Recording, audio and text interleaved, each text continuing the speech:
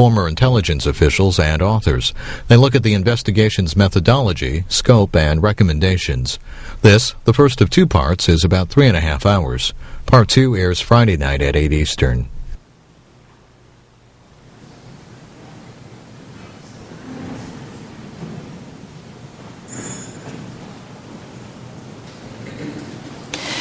Good morning. I'm Verna Avery Brown with the Washington Bureau Chief for Pacifica Radio.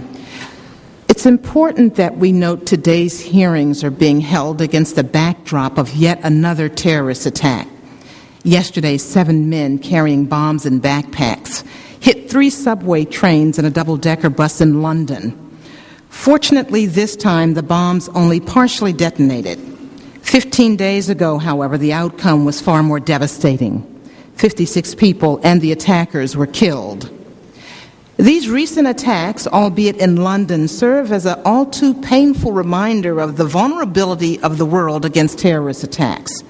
Today, we're undertaking an examination, a critical examination of the 9/11 Commission that investigated the tragedy that befell this country on September 11, 2001. Resulting in the deaths of over 3,000 individuals. This briefing, hosted by the Honorable U.S. Representative Cynthia McKinney, whose courageous leadership around this issue is keeping the matter before the public eye until the American people feel the nagging questions have been adequately addressed.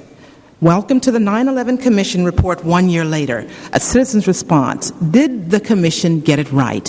I now give you the Honorable Cynthia McKinney. Thank you very much. I want to thank everyone for coming today to this briefing as we take a scrutinizing look at the 9/11 Commission final report on the anniversary of its publication and ask the question, did the commissioners get it right? I especially want to thank all of the panelists here today, some of whom have traveled across the Atlantic to be here. And I wish to point out that without the families of victims of 9/11, none of us would be here today to hear them, as we shall very shortly present their evaluation of the work of the 9/11 Commission. And that is because there would not have been any commission were it not for the stubborn refusal of family members of the victims of 9/11 to accept the silence and obstruction of the White House and Congress on this issue. And with us today, we have 2 of the Jersey girls, Mindy Kleinberg and Lori Van Auken, who lost their husbands, Alan and Kenneth, on 9/11, and who co-chaired the Family Steering Committee. Bob McIlvain, who lost his son, Bobby, on September 11th, and who works with 911 families for peaceful tomorrows. And Marilyn Rosenthal, who lost her son Josh on September 11th. It is principally through the efforts of these and thousands more Americans whose families were touched by the tragedy of September 11th that this administration reluctantly agreed to establish the commission. Yet even once it was founded, the families had to fight to overcome underfunding and to extend unreasonably short deadlines. So when we talk of the 911 Commission and its report, we must first thank the families for their perseverance in seeing to it that any commission was assembled at all. We need to remind ourselves that this commission's task was to investigate the murder of nearly 3,000 persons. And while the Commission published a final report, there is today widespread skepticism among the American public about the Commission's report, and many voices are calling for keeping the investigation alive. Monica Gabriel lost her husband, and she is with us today, this morning, as a panelist. Within days of the attacks, we were told that the perpetrators were from a terrorist network known as Al-Qaeda. When reporters and members of the public asked for details, then Secretary of State Colin Powell promised that it would be made all clear to the world in a white paper. Nearly 4 years and 2 wars later, we still have no official statement from the Bush administration on the specifics of who did it, who aided and financed them, or what their origins are. For the families who suffered so much loss, this surely feels like adding insult to injury.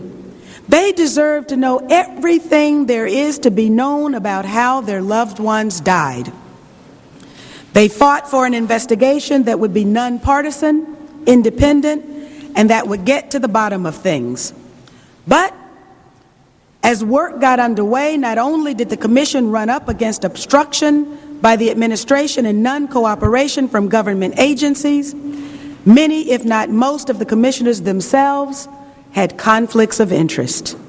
And several commissioners spoke out about problems in the process. The lack of investigative rigor and heavy reliance on previous work, the Joint Commission report, the drafting of recommendations before the investigative process got rolling, the failure to take testimony under oath, or in many cases, to even take transcripts. As the original deadline approached, the Commission's work was half done, and only after the families fought for it was the deadline extended. Then last year, we got the final report, an extensive, prosaically impressive report. But as some of us sat down to read it, the errors and omissions immediately jumped out at us. How was it that it took over an hour after the first transponder went off before planes were scrambled to meet the threat? All of them too late. What happened to those reports that surfaced within months of September 11th stating that 7 or more of the alleged hijackers had come forward and claimed that they were victims of stolen identities and were alive and well, living in Saudi Arabia, Morocco, and Tunisia? Why did the Commission choose not even to address this? What about the terrorist Omar Saeed Sheikh, now sitting in a Pakistani prison on charges of participating in the kidnapping and murder of Wall Street journalist Daniel Pearl? According to Indian intelligence, this man received orders from a Pakistani general to transfer $100,000 to Muhammad Atta. People all over the world are talking about this story, but not a word about it in the report. What about Osama bin Laden and his role in the Mujahideen backed by the CIA in the 1980s to fight the Soviets? The Commission didn't go there. This morning, we will be hearing about these omissions, errors, and about the historical background of September 11th from the collection of experts we have assembled. In the afternoon, we will be looking at the report's recommendations, and I think we will find very little in them that challenges the Bush administration's foreign policy and its war on terrorism. In fact, its recommendations for centralizing America's intelligence networks seems designed to further that agenda. And we will be hearing about how under the Patriot Act and the dual legal system that has been enacted to allow detainees to be held indefinitely without facing judge or jury, how our civil liberties are being eroded in the name of fighting the terrorists, as if the term terrorist alone tells us all we need to know about our enemies.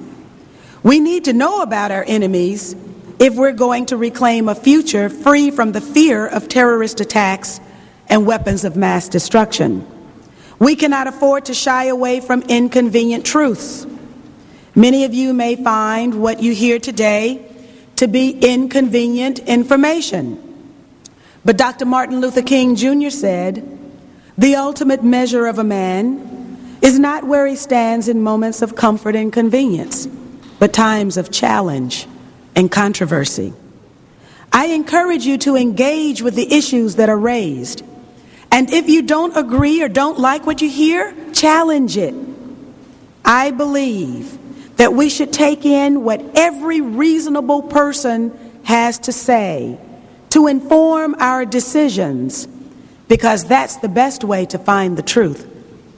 And in our pursuit of the truth. I encourage you to emulate the courage and the determination of the September 11th families in their struggle to know what really happened. Thank you very much for being here today. Thank you, Congresswoman McKinney. This morning, we are going to seat 4 panels during our morning session. We will hear from the families' report as the first panel. The second panel will be behind the 9/11 Commission, flaws in the process, a staff report, and a citizen's critique. The third panel will be focused on omissions and errors in the Commission's final report. And the fifth, 9/11 in historical perspective, flawed assumptions, the underground world of terrorist financing. We'll take a short break for lunch at that time, and then we'll seat an afternoon panel. So we'd like to begin with our first panel of guests.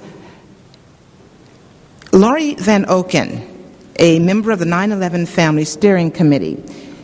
Laurie's husband, Kenneth, was killed in the attacks upon the World Trade Center on September 11, 2001. Kenneth Van Oken, 47 years old, worked for Canton Fitzgerald on the 105th floor of Tower 1. Van Oken served as co-chair of the Family Steering Committee for the 9/11 Independent Commission, and with fellow widows Mindy Kleinberg, Christine Breitweiser, and Patty Kazasa, Ms. Van Oken helped to found September 11th Advocates. Together, these women put aside their grief, knocked on doors, and twisted arms until Congress and the President agreed to form an independent commission to investigate how the attacks happened. They refused to give up until even the most reluctant players bared their presidential daily briefs. The iron determination of the Jersey Girls, as they've come to be known as, earned them national and international notoriety. Unsatisfied with many aspects of the 9/11 Commission and its report, they continued to press for accountability and refused to accept that what happened was simply a failure of processes and organizations and not people. Mindy Kleinberg is a widow to husband Alan, killed in the attacks upon the World Trade Center on September 11th. Alan Kleinberg, 39, worked for Cantor Fitzgerald on the 104th floor of the World Trade Center, Tower 1. Kleinberg served as co-chair of the Family Steering Committee for the 9/11 Independent Commission, and again with fellow widows Laurie Van Oken, Christine Breitweiser, and Patty Kazasa, Ms. Kleinberg helped to found September 11th Advocates. And Monica Gabriel is also joining us. She lost her husband in the attacks as well. We're going to have a prayer as well to bless these proceedings before we move forward. And I would like to invite Pastor West to deliver the blessings.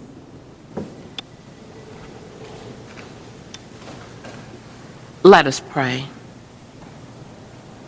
Creator of the universe, we, your people, are gathered here from far and near, the north, the south, east and west, seeking your truth.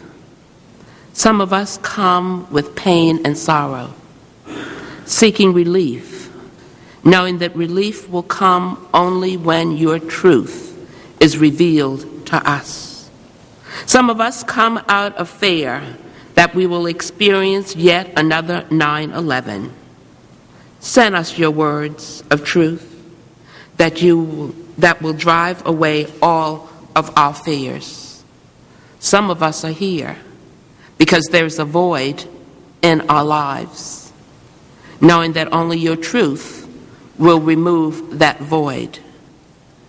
No matter why we're here, we're all here for one common desire.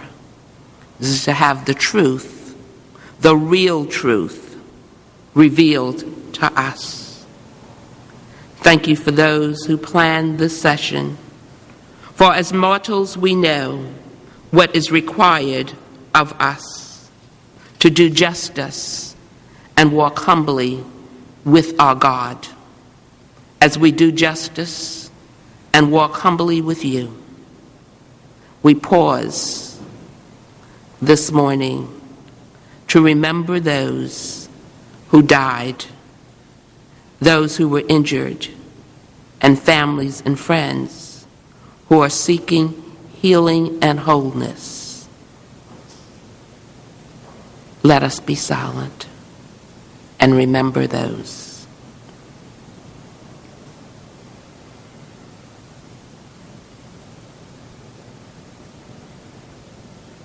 Amen.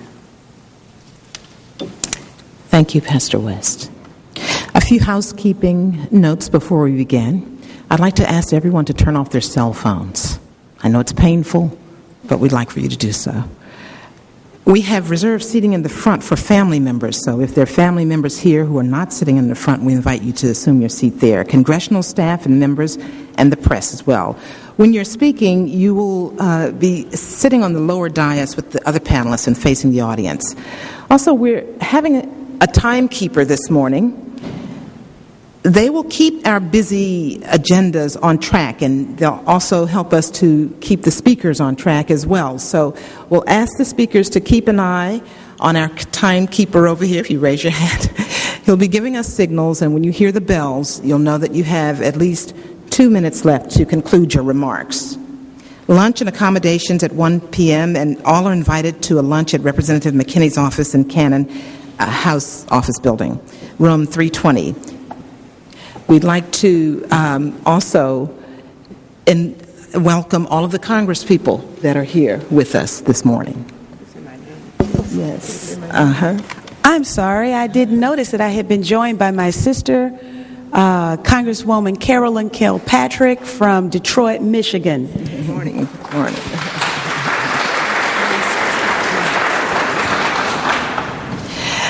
So we'll begin our discussion this morning now with representatives from the families. Laurie Van Oken. Good morning, Laurie. Good morning. My name is Laurie Van Oken. I am speaking today on behalf of 9/11 widows Monica Gabriel and Mindy Kleinberg, who are here with me today. On the morning of September 11th, my husband Kenneth was killed while at his office on the 105th floor of the North Tower at the World Trade Center. We extend our sincere thanks to you, Representative McKinney, as well as to all of those who are responsible for setting up this hearing and giving us this opportunity today. On the morning of September 11th, I received the following message from my husband, Kenneth.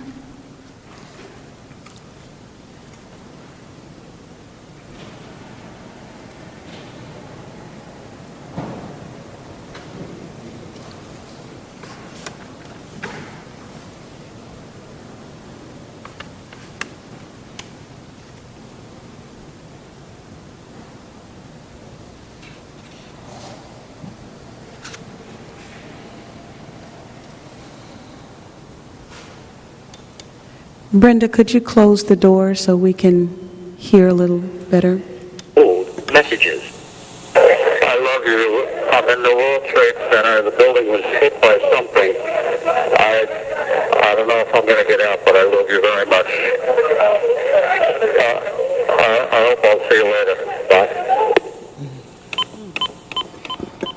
End of messages. From his words, I knew that Ken survived the impact of the plane.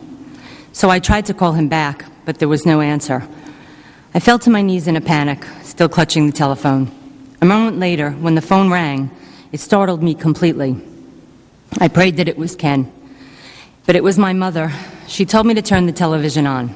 I told her about Ken's message. I told her that I couldn't reach him. I told her that I was very scared. I watched the TV in utter horror as black smoke billowed out from the building through a gaping hole the size of an airplane. I knew that Kenny was in that building. I watched as the people ran from the World Trade Center, hoping for a glimpse of my husband. Then the second tower was hit. As I continued to watch the breaking news, they showed the president sitting in an elementary school classroom, juxtaposed with the footage of the black smoke coming from the World Trade Center, along with people jumping to their deaths from the burning buildings. I screamed at the television, "Get up, President Bush, get up and do something." But he remained seated in a classroom of small children. I watched as Andrew Card whispered something to the president, and yet, still my president remained seated in a classroom of small children when our country was so obviously under a terrorist attack. In between panic and hysteria, in between hoping that my husband would get out of the World Trade Center alive, and wondering how I would ever break this news to my children, I also wondered why the Secret Service was letting the President stay in the classroom full of children. Why didn't they whisk him away? It seemed as if every target in America was being attacked. So wasn't the President, the leader of the free world, in danger of being fatally attacked as well? Weren't the children who were in the classroom with the President in danger too? After 2 days and hundreds of phone calls to New York City hospitals and to the Red Cross, receiving no guidance and absolutely no answers, my husband's employer, Howard Lutnick, the CEO of Cantor Fitzgerald, recounted on a news program that no one who was in the offices of Cantor Fitzgerald at the time of the attacks had survived. That meant that Ken was gone. My looming and painful question as to whether or not my husband had survived was now answered. We now knew that the time for hoping was over. Our lives were forever changed. My children would never again see their father, and I was now a widow. The grieving was just beginning. With what felt like a gaping hole in my heart, with 2 traumatized teens to now raise alone, I wondered if I would ever feel like eating or breathing again. For me, one horribly sad question had been answered, but many more questions would soon follow. The questions began to gnaw at me slowly at first. I wondered how on earth almost 2 hours could have passed with 4 domestic commercial airplanes flying around the skies of America without a response from our military. I began to Google search and read whatever articles and timelines I could get my hands on. Once I began my research into 9/11, I found it hard to leave the computer. Because I was unable to sleep and because I needed desperately to reconstruct and understand the events of 9/11, it began to appear to those close to me that I was shackled to the computer, and I have to admit, in a manner of speaking, I was. Having connected with a few other widows, it was not long before we were all researching the events, while we waited for an official inquiry into the attacks to be initiated. Then the news came. Only intelligence agency failures would be examined. How could that be? Our husbands were killed at their desks when commercial airplanes flew into their office buildings. They had no means of escaping and had practically no chance of evacuating on 9/11. The buildings that were supposedly so magnificently designed had collapsed in minutes. Why would the investigation of our loved ones' murders be limited to only intelligence agencies? What about airline security, high-rise building security, and border security? What about the FAA, the Port Authority, the Secret Service, and NORAD, all of whom were partly to blame for the failures that allowed the 9/11 attacks to occur? Didn't those areas and entities need to be investigated too? Incredulous but undeterred, we realized that it was necessary to take a thorough and independent look at what had gone wrong on 9/11. Our children were going to have to grow up in this changed world, and we needed to make sure that this could never happen again. We knew that with the 3,000 deaths on 9/11, there remained thousands of questions that needed to be answered. So we fought for the creation of the 9/11 Commission, and with all of America by our side, we finally won that battle. The Commission was passed into law in the autumn of 2002, and by January 2003, the Commission finally sat down to commence its very important work. The 9/11 Commission's report is 1 year old today. This report was supposed to provide the definitive account of what had transpired on September 11, 2001. We hoped that our thousands of unanswered questions would be addressed and answered. Yet incredibly, we have found that the Commission's definitive final report has actually yielded more questions than answers. Moreover, there are still so many areas that remain unexplained or only vaguely touched upon by the 9/11 Commission, so much so that it was quite difficult for me to decide where I should start my testimony to you today. 1. The timeline of 9/11, the story of seismic information. I will begin with what I had first hoped for from the Commission. I believed that we needed the official timeline, the official and definitive timeline for 9/11. One of my questions had to do with the time that Flight 93 officially crashed. The Commission report says United 93 crashed in Pennsylvania at 10:03:11 a.m. and adds that the precise crash time has been the subject of dispute. In footnote 168 of Chapter 1, it says, quote, "We also reviewed a report regarding seismic observations on September 11, 2001, whose authors concluded that the impact time of United 93 was 10:06:05. Seismic data reflects the time that the Earth shook in response to the crash. Atomic clocks are used to record this data. I personally spoke with the men whose names appear on the seismic data report from 9/11. They received calls from the 9/11 Commission, too. I asked the seismologists, unless data existed that showed that the Earth also shook at 10:03 a.m., how could the Commission affix the time of Flight 93's crash to 10:03? They couldn't give me an answer, nor apparently could the Commissioners in their final report. The crash of Flight 93 is one of the major events of 9/11. If we couldn't figure out what time that crash occurred, how could we ever understand the real complexities of the day?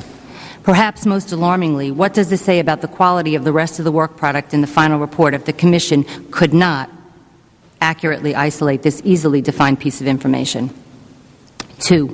Warnings, the story of ignored warnings by individuals. At 1:47 p.m. on September 11, 2001, while aboard Air Force One, Ari Fleischer was asked the following question by Press Briefing Pool. Quote, "Had there been any warnings that the President knew of?" Close quote. Mr. Fleischer answered simply, quote, "No warnings." No warnings. From my simple research using Google on my home computer, I learned that there were plenty of warnings. For example, newspapers in England, France, Germany, and Russia reported that there were indeed many warnings delivered to the Bush administration throughout the spring and summer of 2001. German intelligence warned both American and Israeli agencies that terrorists might be planning to hijack commercial aircraft to use them as weapons and to attack important American targets. During the G8 summit in Genoa, Italy, during the month of July 2001, Egypt warned of a plot to use airplanes to attack President Bush while he was there for the summit. As an aside, this warning was taken so seriously that anti-aircraft missiles were deployed near the Columbus airport in Italy. Even ABC News reported Bush administration officials acknowledged that U.S. intelligence officials informed President Bush weeks before the September 11th attacks that bin Laden's terrorist network might try to hijack American planes. Likewise, Newsweek reported that as many as 10 to 12 warnings were issued, and more than 2 of the warnings specifically mentioned the possibilities of hijackings. Similarly, George Tenet was issuing many warnings that bin Laden was the most immediate threat to Americans. Indeed, the al-Qaeda warnings were dire enough in May of 2001 to motivate President Bush to appoint Vice President Cheney to head a task force to combat terrorist attacks on the United States. As reported by the Washington Post, President Bush said that Vice President Cheney would direct a government-wide review on managing the consequences of a domestic terrorist attack. And Vice President Cheney was quoted as saying, "I will periodically chair a meeting of the National Security Council to review these efforts." But according to the Washington Post, neither Cheney's review nor Bush's took place. The 9/11 report chose not to address any of the aforementioned warnings, and thus, in my opinion, did not answer the most important question, which was, with all of these warnings, why were we still so ill-prepared? 3. Dots Not Connected, the story of David Frasca. It would seem that the Radical Fundamentalist Unit, the RFU, at FBI headquarters was in receipt of various pieces of information that, if put together, should have allowed them to see that a threatening pattern involving persons of interest was emerging during the summer of 2001. For example, the RFU was in receipt of both the Phoenix memo, the FBI memo that suggested there was a pattern of suspicious activity involving large numbers of Arab men taking flying lessons in American flight schools, and the FBI's file on Zacarias Moussaoui, an Arab man who was enrolled in an American flight school and fit the profile of a terrorist. While the 9/11 Commission goes into much detail about the facts surrounding the Phoenix memo and the case of Zacarias Moussaoui, they do not mention perhaps the most damning of all facts involving both issues, namely that it was only 2 individuals at the RFU who received the Phoenix memo and the Moussaoui information within weeks of each other. They subsequently and detrimentally blocked not only the dissemination of this information within the community, but also stymied further requested avenues of investigation within the community of such pieces of vital information. The 9/11 Commission summarily blames the failure to connect the 2 dots of the Phoenix memo and Zacarias Moussaoui's file on the FBI's institutional misunderstanding of the Reno Wall and the agency's inherent inability to share information across and throughout its ranks.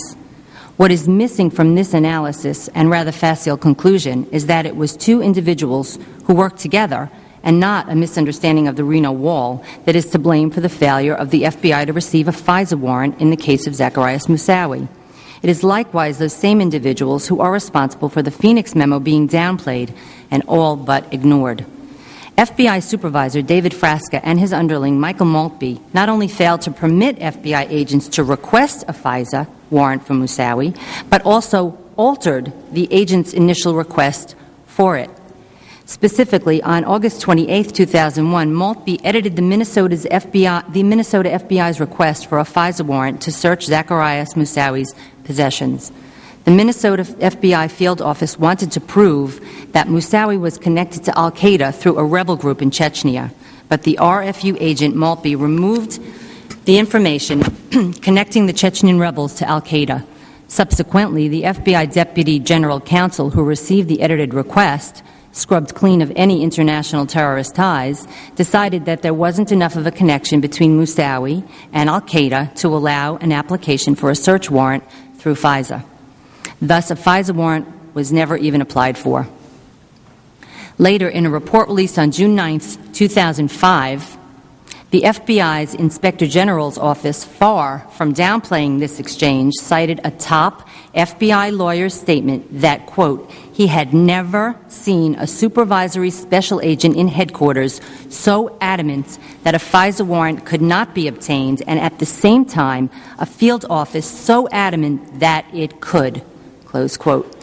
The report also noted that the Minneapolis field office sought an expedited FISA, which it explained normally involved reports of suspected imminent attack or other imminent danger.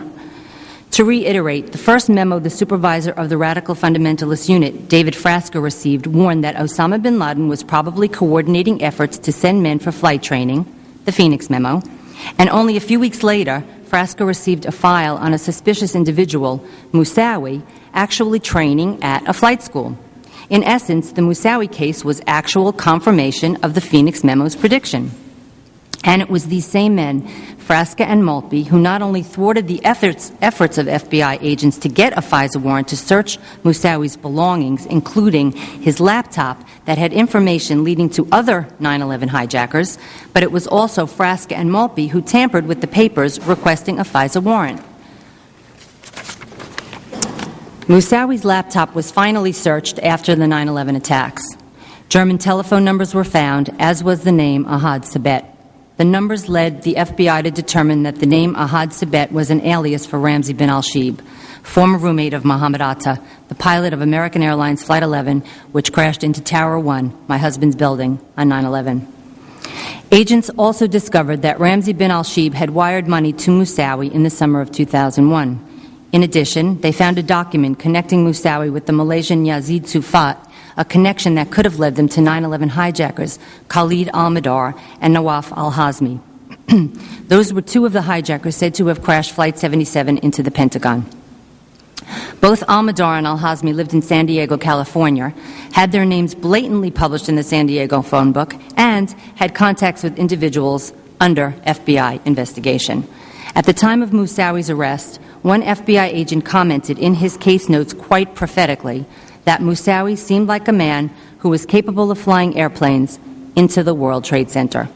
Sadly, the FBI agents were trying their best to follow these leads, but for some unknown reason, FBI headquarters thwarted their own agents instead of thwarting the terrorists.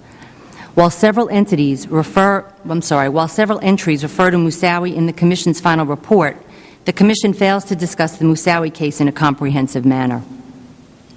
For example, how could the Commission fail to mention that it was these two men, David Frasca and Michael Maltby at the FBI's Radical Fundamentalist Unit, who received the Phoenix memo and then thwarted attempts to acquire a FISA warrant for Moussaoui's computer? How could the Commission remain silent on this matter when these men, Frasca and Maltby, have since been promoted within the FBI? Why didn't the Commission apply the axiom that an agency is only as good as the people who work for it?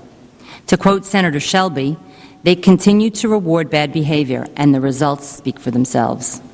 By leaving this highly relevant fact unaddressed, the Commission lays bare that its conclusion about the need for intelligence community reforms is half-baked at best and hollow at worst. 4. The Hamburg Cell, the story of Marwin and a phone number. Had David Frasca and Michael Maltby not altered the FISA application, it is likely that the FBI would have discovered that the members of the notorious Hamburg cell. The Hamburg al-Qaeda cell was central to the 9/11 plot. Members of this cell included lead hijacker Mohammed Atta, who is said to have piloted Flight 11, 9/11 hijacker Ziad Jarrah, 9/11 hijacker Marwan al-Shehi, who is said to have piloted Flight 175, and Ramzi bin al-Shib, who wired money to the hijackers. Further proof of the significance of the Hamburg cell can be found in the fact that in March 1999, Marwan al-Shehi had already caught the attention of German intelligence officials who were monitoring the telephone of Mohammed Haidar Zamar, an Islamic extremist in Hamburg, who was closely linked to important al-Qaeda plotters who ultimately masterminded the 9/11 attacks. The German intelligence officials gave the Central Intelligence Agencies the first name of Marwan and his telephone number in the United Arab Emirates and asked CIA to track him. Nevertheless, according to the official record, CIA did nothing with this information. Close surveillance of Marwan al-Shehi in 1999 would have revealed his early connections to Flight 11 hijacker Mohammed Atta, who was Mr. al-Shehi's roommate at the time. Both men had also attended the wedding of a fellow Muslim at a radical mosque in Hamburg of October 1999, an event considered to be significant for the September 11th hijacking teams because it occurred at a time when the 9/11 plot was taking shape. Yet the requested surveillance on Marwan never happened. It would seem that the director of the CIA at the time, George Tenet, did not feel that they had enough information to be able to track down this terrorist. He has stated, quote, "The Germans gave us a name, Marwan, that's it, and a phone number." The director of Central Intelligence replied, adding, "They didn't give us a first and last name until after 9/11. It seems unbelievable that with a first name and a phone number, the CIA would not have even attempted to follow up on this lead. As columnist Maureen Dowd wrote, quote, for crying out loud, as one guy I know put it, I've tracked down women across the country with a lot less information than that."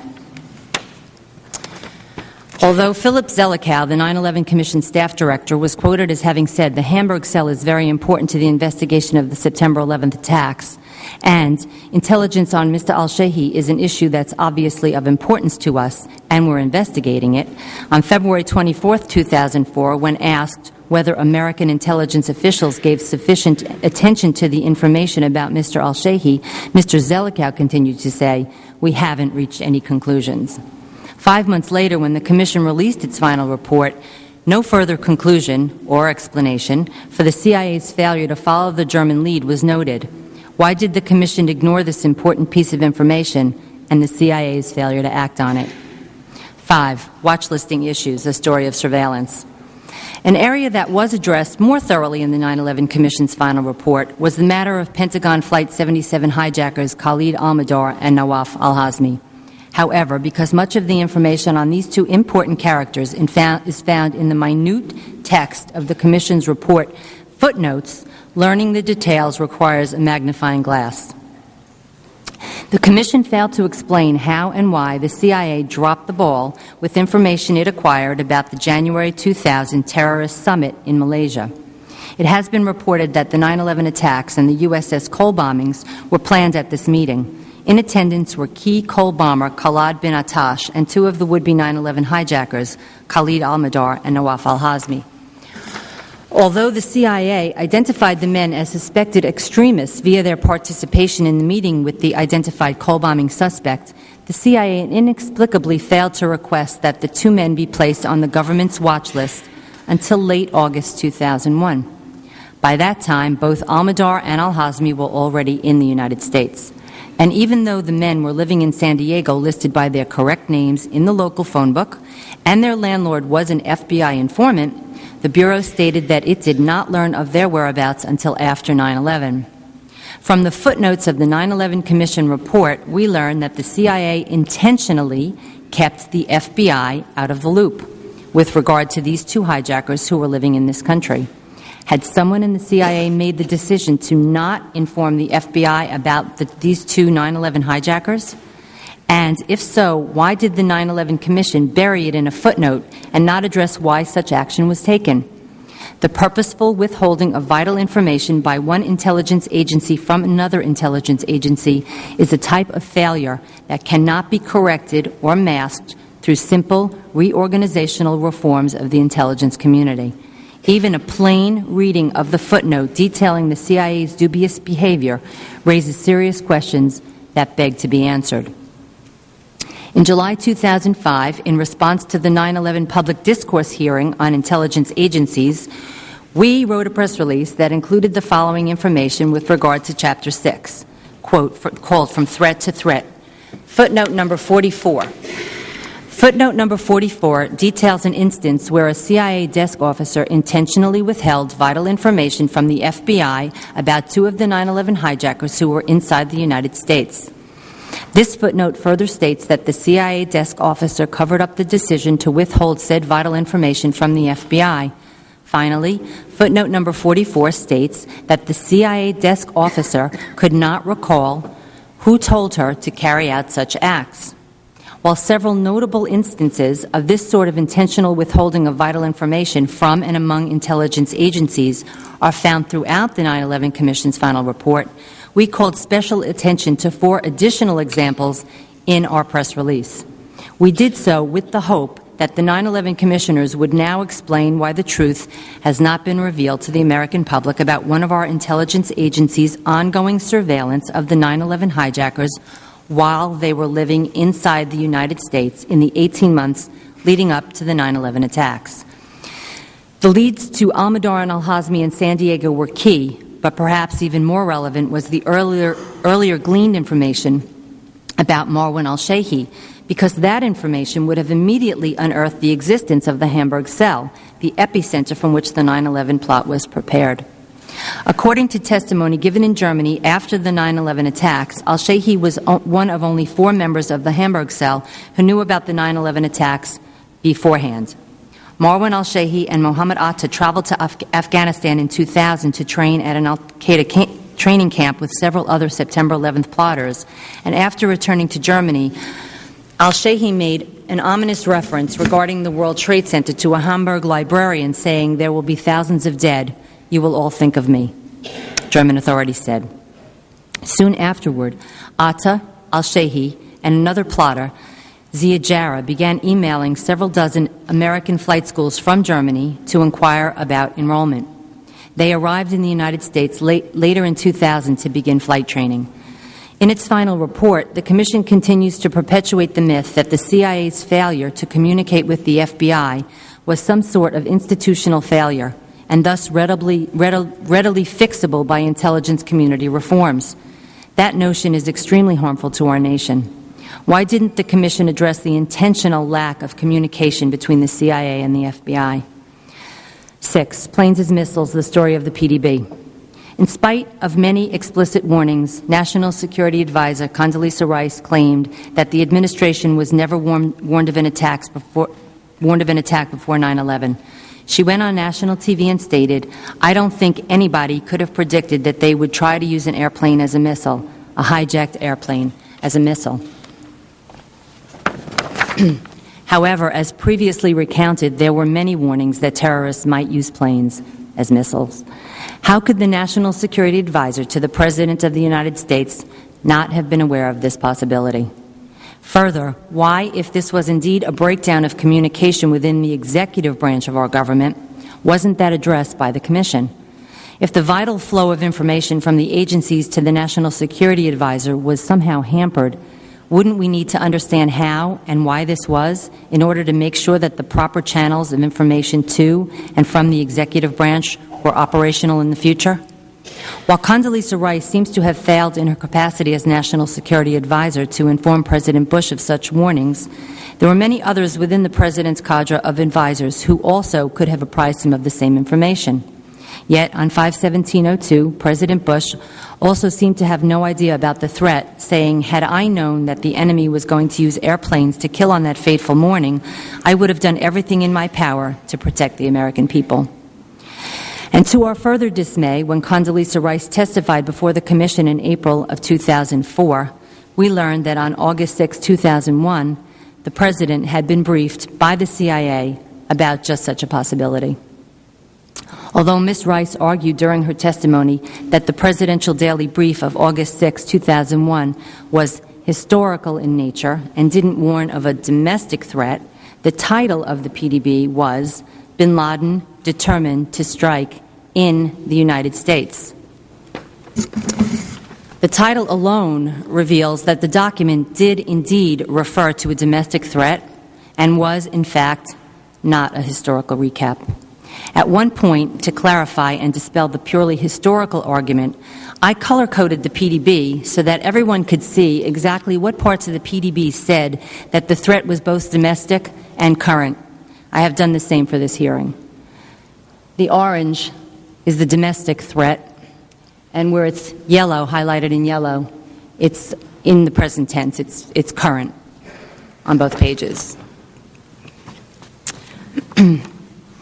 An example of the current and domestic threat in the text of the August 6, 2001 PDB was the statement, "Nevertheless, FBI information since that time indicates patterns of suspicious activity in this country consistent with preparation for hijackings or other types of attacks, including recent surveillance of federal buildings in New York." Why did the 9/11 Commission fail to call Ms. Rice to account for her deliberately misleading public statements? Why wouldn't the Commission address the discrepancies between the sworn testimony and uncovered facts? Not holding witnesses accountable for the veracity of their sworn testimony undermines the process. 7. Patterns of hijacking, the story of 52 warnings. We also hope that the 9/11 Commission would explain the patterns of hijacking language found in the PDB. Where did this information come from? Perhaps it originated with the FAA. The explanation was not found in the final report released on July 22, 2004. But months later, when the second monograph was finally made public that the Commission had produced, we learned that there had been actually 52 warnings issued by the FAA during the 6 months preceding 9/11. So when on September 11, 2001, Ari Fleischer, the White House press secretary, said there were no warnings, what could he have possibly meant? And what exactly did our government do with the 52 warnings it received during the summer of 2001? If nothing was done with regard to said warnings, why was that? And whose job was it to make sure that appropriate defensive action was taken? At the very least, directives could have been issued to airport screeners to be on the lookout for certain types of suspicious behaviors. On February 11, 2005, in response to the Commission's release of its FAA monograph, we sent out another press release. We stated, "Notably missing from this monograph is any information pertaining to NORAD's failure to scramble jets in a timely manner, which leads us to wonder what else is being withheld from the public." We went on to state, of the 105 warnings issued, 52 warnings regarding al-Qaeda were given to the FAA by the intelligence community in a 6-month period from April 2001 to September 2001. According to the 9/11 Commission's final report, there were 8 information circulars put out by the FAA between July 2nd and September 10th, 2001. 5 of these information circulars targeted overseas threats, while the remaining 3 targeted domestic threats. And finally, we stated, the 52 threats regarding al-Qaeda were not received by the FAA in a vacuum. From March 2001 to September 2001, according to the Joint Inquiry of Congress, our intelligence community received at least 41 specific threats of a possible domestic attack by al-Qaeda. Additionally, the FAA was also made aware of the August 15, 2001 arrest of Zacarias Moussaoui. And finally, the FAA attended a high-level meeting on July 5, 2001, where the domestic threat posed by al-Qaeda was discussed by all relevant intelligence agencies.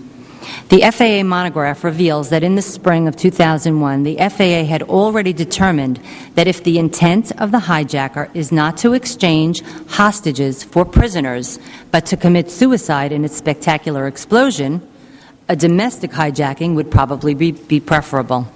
It would seem that during the summer of 2001, there were indeed enough warnings and concern that all agencies should have been put on alert. Action should have and could have been taken. Nevertheless, the 9/11 commissioners never once reflected upon whose job it was to coordinate all those pieces of evidence. They also left unaddressed the fact that with all this information floating throughout the agencies in the summer of 2001, why didn't our National Security Council convene to discuss the very pertinent, very relevant issue of terrorism until September 4th, 2001, a mere 7 days before 9/11? 8. Accountability, the story of the lack thereof. To date, no one has ever been held accountable for 9/11. Government officials who failed in their jobs were promoted and given medals. Terrorists have yet to be indicted or successfully prosecuted. Even the so-called masterminds, Ramzi bin al-Shibh and Khalid Sheikh Mohammed, have yet to be prosecuted, and Osama bin Laden is still on the loose, evading capture. When we learned that German prosecutor Dr. Krauss was scheduled to testify before the 9/11 Commission in June of 2004, I wrote the following email and sent it off to the commissioners. I am especially interested in learning what the German prosecutor Dr. Krauss thought about the U.S. government not turning over people such as Ramzi bin al-Shibh or transcripts of his interrogation, who was reportedly in U.S. custody at a secure location. This lack of cooperation by the U.S. government made it impossible for the German courts to successfully prosecute Mr. Mazzoudi, who was put on trial in Germany for crimes related to 9/11. Dr. Krauss never did testify before the Commission. Our questions for him regarding the lack of cooperation between the U.S. government and the German government, which led to the release of suspected terrorists Mazzoudi and Matasadek, also remain unanswered. The Commission's report only tells us that Mazzoudi and Matasadek witnessed the execution of Mohammed Atta's will. If these two men were truly involved in the 9/11 plot, why didn't the U.S. government turn over all of the evidence in their possession in order to convict these two men? Why would our government refuse to cooperate with the German government in order to help incarcerate such known terrorists? Why did the 9/11 Commission report fail to address this in a substantive manner? And more pointedly, how will we ever win the war on terror without prosecuting and holding terrorists accountable? 9. Air defense, the story of NORAD's belated response. In other defense capacities on the morning of 9/11, the Commission's report discusses the actions of the FAA, NORAD, and NEADS. In particular, I make reference to footnote number 116, page 458, which says that on 9/11, NORAD was scheduled to conduct a military exercise, Vigilant Guardian, which postulated a bomber attack from the former Soviet Union. We investigated whether military preparations for the large-scale exercise compromised the military's response to the real-world terrorist attack on 9/11. Accordingly, the newly sworn-in Joint Chiefs of Staff, General Eberhart, said that it took the military about 30 seconds to make the adjustment to the real-world situation.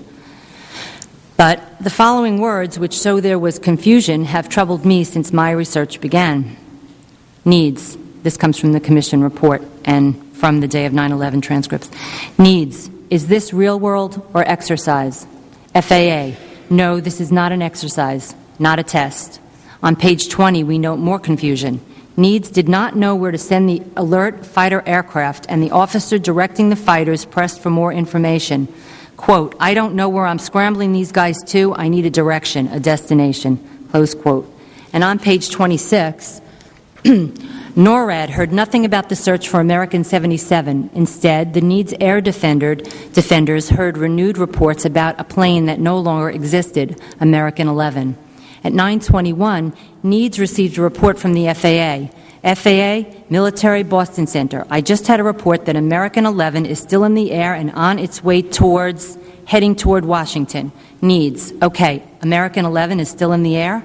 FAA, yes. NEADS. On its way toward Washington? FAA. It was evidently another aircraft that hit the tower. That's the latest report we have. NEADS. Okay. FAA. I'm going to try to confirm an ID for you, but I would assume he's somewhere over New Jersey or somewhere further south. NEADS. Okay, so American 11 isn't the hijack at all then? FAA. No, he's a hijack. NEADS. American 11 is a hijack? FAA. Yes. NEADS. And he's heading into Washington? FAA. Yes. This could be a third aircraft. The mention of a third aircraft was not a reference to American 77. As the Commission report says, there was confusion at that moment in the FAA. And General Eberhardt's claim that the military exercises somehow made the military better prepared on 9/11 does not ring true. Instead, it appears that the concurrent military exercises completely confused everyone. Flight 11 was the flight that hit the first building at the World Trade Center in New York City. Thus far, we are still waiting for the monograph on the failures of NORAD that the Commission said it would produce. 10. Toothless investigation, the story of subpoena power not used. While the Department of Defense and others were threatened with subpoenas for not being forthcoming with information requested, we were of the mindset that all known evidence pertaining to September 11th should have been subpoenaed by the Commission from the outset with no exceptions. Which, by the way, was also the mandate of the 9/11 Commission. No stone should have remained unturned, and yet this was not the case. For example, with regard to videos that recorded the Pentagon crash, we knew of at least 3 versions of videos that showed the crash of Flight 77, yet only one version ever made its way into the public domain. That version had the date stamp of 9/12 instead of 9/11/01. The time stamps repeated on 2 of the 5 frames, while the other times on the frames were missing. We had read in National Geographic about the second video that was recorded by cameras located at the Sheraton Hotel overlooking the Pentagon. We also read about the third video recording that showed the crash from the nearby Nexcom gas station's security camera. We asked the Commission, specifically Team 8, to subpoena for these videos, and just before the Commission released its final report, we met with some of them. They told us that they had not subpoenaed for this evidence, but had instead issued document requests, which were never answered. This seeming lack of persistence on the part of the Commission to collect all known evidence is worrisome. Again, if in fact they were unwilling to go after easily attainable evidence, what other critical and more difficult pieces of the story were they missing?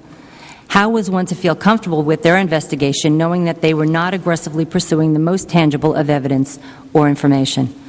Also missing from the Commission's definitive report is testimony from national security whistleblowers who had tried to testify before the Commission, but were either not asked to testify, or their testimony was only barely acknowledged, or worse yet, completely omitted from the record. This list includes Robert Wright, FBI agent, whom the FBI refused to allow to testify, and the Commission did not subpoena him. John M. Cole, FBI counterintelligence, who had pertinent information with regard to Pakistan, Afghanistan, and the 9/11 attacks. He notified the 9/11 Commission during its tenure, but never received a response back from them.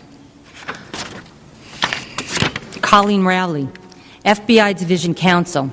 The FBI Commission did not interview her and chose instead to rely on transcripts from the Joint Senate-House Intelligence Inquiry.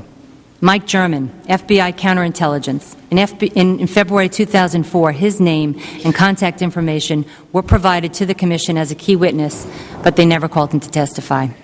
Mark Burton, Senior Analyst at NSA. He provided dozens of pages of information and testimony to the 9/11 Commission, but was ignored and was never invited to testify. Behruz Sashar, Language Specialist at the FBI. He was refused twice by the Commission to testify, but finally did testify. However, his testimony was omitted from the final report. This list is in no way complete. Rather, it is just a small sample of legitimate witnesses or corroborators of valuable 9/11-related information that they tried to provide to the Commission, but they were instead turned away. Knowing full well that the best source of how an agency really works would entail talking to the people who actually work there, why is it that the Commission refused these key witnesses an opportunity to tell what they knew? How could the Commission be trusted to make the right decisions without obtaining all pertinent information? Worse yet, what happens when the Commission actively and knowingly ignores that information? One whistleblower that we made sure the Commission met with was FBI translator Sibel Edmonds. It was only when we walked her into the Commission's offices that they agreed to hear what she had to say. Sibel is here. Once the report was released, Sibel read it with great hope.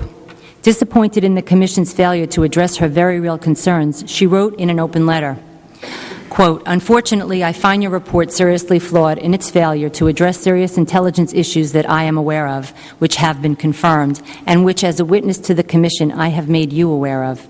Thus, I must assume that other serious issues that I am not aware of were in the same manner omitted from your report. These omissions cast doubt on the validity of your report and therefore on its conclusions and recommendations." Close quote. A thorough and definitive investigation by the Commission would have addressed all of her concerns and spoken to all of the whistleblowers. It would have subpoenaed for the information it required and examined the plethora of information that other citizens and groups responsibly provided. And finally, without compromising our national security, it would have reported all of its findings with its redactions blacked out and submitted to the American people. In essence, the Commission could have produced a final product where the resulting conclusions and recommendations could be trusted. Instead, at the end of the day, what we got were some statements that truly insulted the intelligence of the American people, violated our loved ones' memories, and might end up hurting us one day soon. One such statement was that 9/11 was a failure of imagination. A failure of whose imagination? What exactly does that mean? When you have a CIA director with his hair on fire, a system blinking red, 52 FAA warnings, an August 6, 2001 PDB entitled "Bin Laden Determined to Strike in the United States," leads on several 9/11 hijackers, including al-Hazmi, al-Madar, and Marwan al-Shayhi, warnings from many foreign governments, a Phoenix memo warning of Islamic extremists taking flying lessons, the arrest of would-be terrorist Zacarias Moussaoui, facts imparted to one agent, Agent Frasca at the RFU of the FBI. 9/11 was truly a failure, all right, but I would certainly not call it a failure of imagination. Once again, these warnings and threats were not received in a vacuum, nor were they so common an occurrence that they should have been ignored in the wholesale and brazen manner in which they were. To me, it seems rather clear that there were enough warnings making their way to the appropriate people that meant that the proverbial dots should have and could have all been connected. And thus, in light of all the incoming information in 2001, exactly whose failure was it to understand that our new enemy was terrorism, and exactly who failed us by not having the agencies do anything in a defensive posture to protect Americans from just this possibility? Another outrageous statement made at the time of the release of the 9/11 final report that got a fair amount of media coverage was the one, "Everyone's to blame, therefore no one's to blame." The problem with that assumption is that it creates a no-fault government.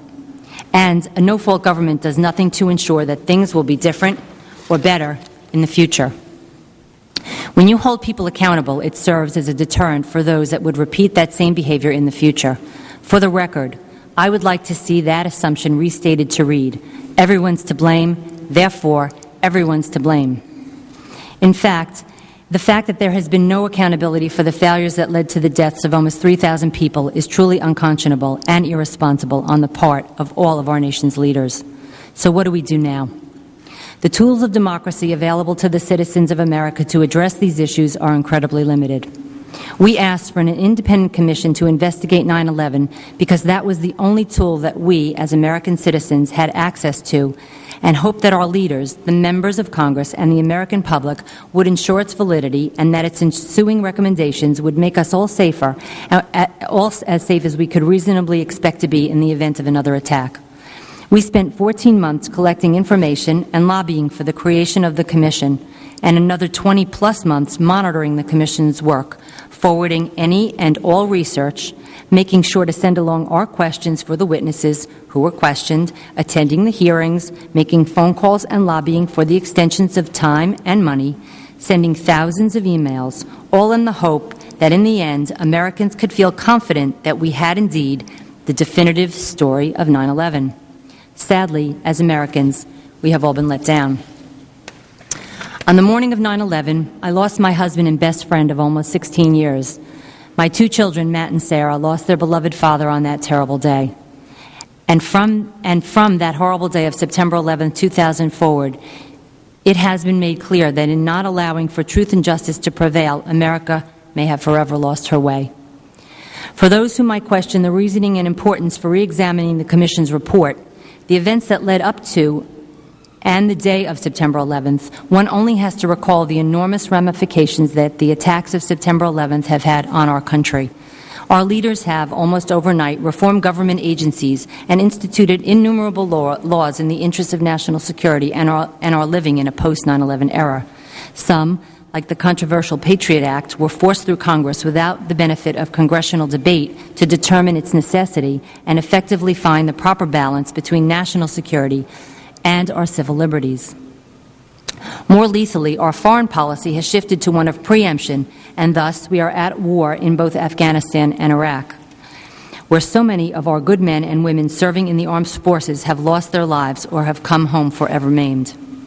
It is important to look back because in order for our leaders to make wise decisions about the changes we are instituting, we must understand what it was exactly that went wrong, that allowed our nation to become so vulnerable to terrorism, and we should not feel it improper to re-examine the investigations and decisions already made, especially in light of the fact that right after the 9/11 attacks, our leaders went full speed ahead with so many changes, most without the benefit of much of the information that has only recently been made available.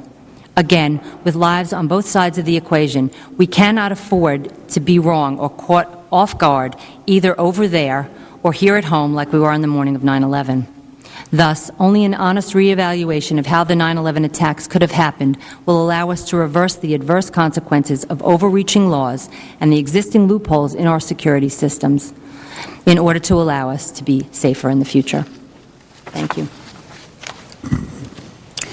Thank you, Lori, for that very compelling and well-researched testimony and for reminding us of why we are all here, outlining those very important yet unanswered questions.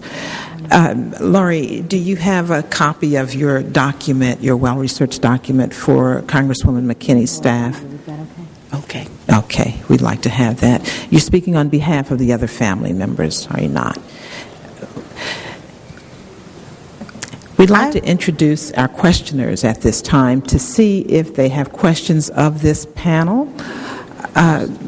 We're going to, our questioners, I'm going to introduce them briefly, and then we will entertain one question from each questioner. We're Mike Rupert, who is from The Wilderness. Mike. Wayne Madsen is the independent investigative journalist. Wayne. And Ray McGovern, who is a former CIA agent. Ray.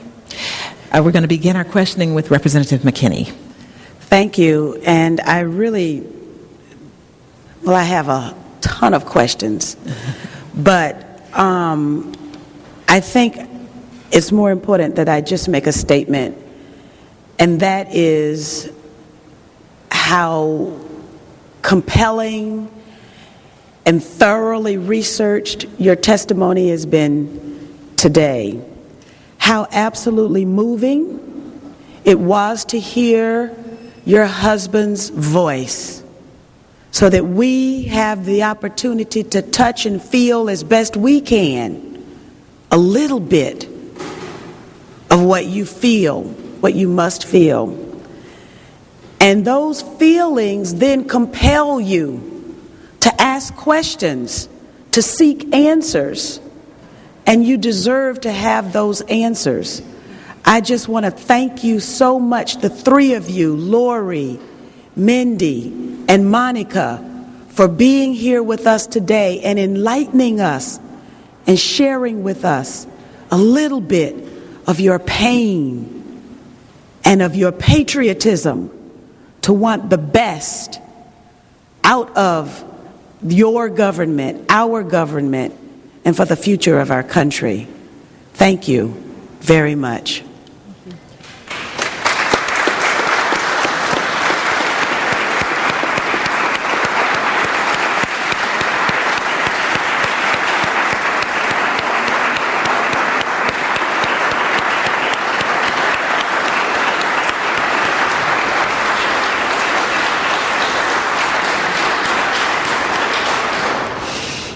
We'll begin our questioning now. Mike Rupert.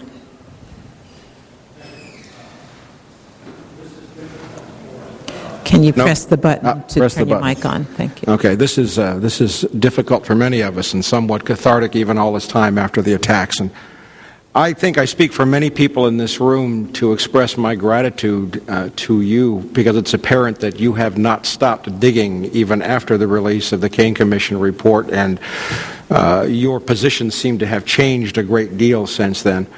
One of my biggest questions would be, you mentioned them in passing, the war game exercises, which we now know were taking place. There were 5 simultaneous exercises, and I think we'll hear from another presenter today, 6, which in effect paralyzed NORAD response on the day of September the 11th. And you'd also gone to read the footnotes, and I want to comment that I saw Congressman Hamilton, who was the vice chair of the commission, on C-SPAN recently denigrating people who bothered to read the footnotes and point out the inconsistencies, but I thank you for doing that.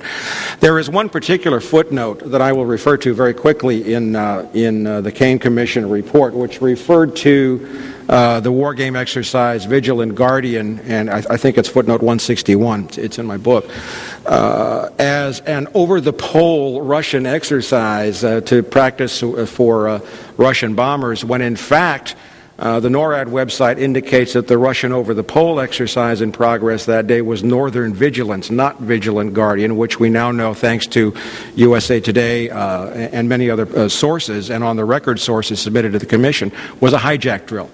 And we also have statements from Richard Clark in his book that there was another exercise in progress that day called Vigilant Warrior. And I have obtained an on-the-record statement from a NORAD officer indicating that that was a live fly exercise. Have you looked into the issue of the war game exercises, and how important a question do you feel that is to answer? Because I also, and I'll shut up with this, you have gone past the point of you have deliberately stopped using the word mistakes. That there were a bunch of mistakes that occurred on 9/11, that it was all somehow a bunch of sequential accidents, and you made a deliberate statement about the FBI. Are you beginning to feel that there was some deliberate action that might have affected NORAD's response that day? We waited a long time before we came out with, criticism of the report, because it took a long time to read the report and the footnotes and wait for the monographs to come out.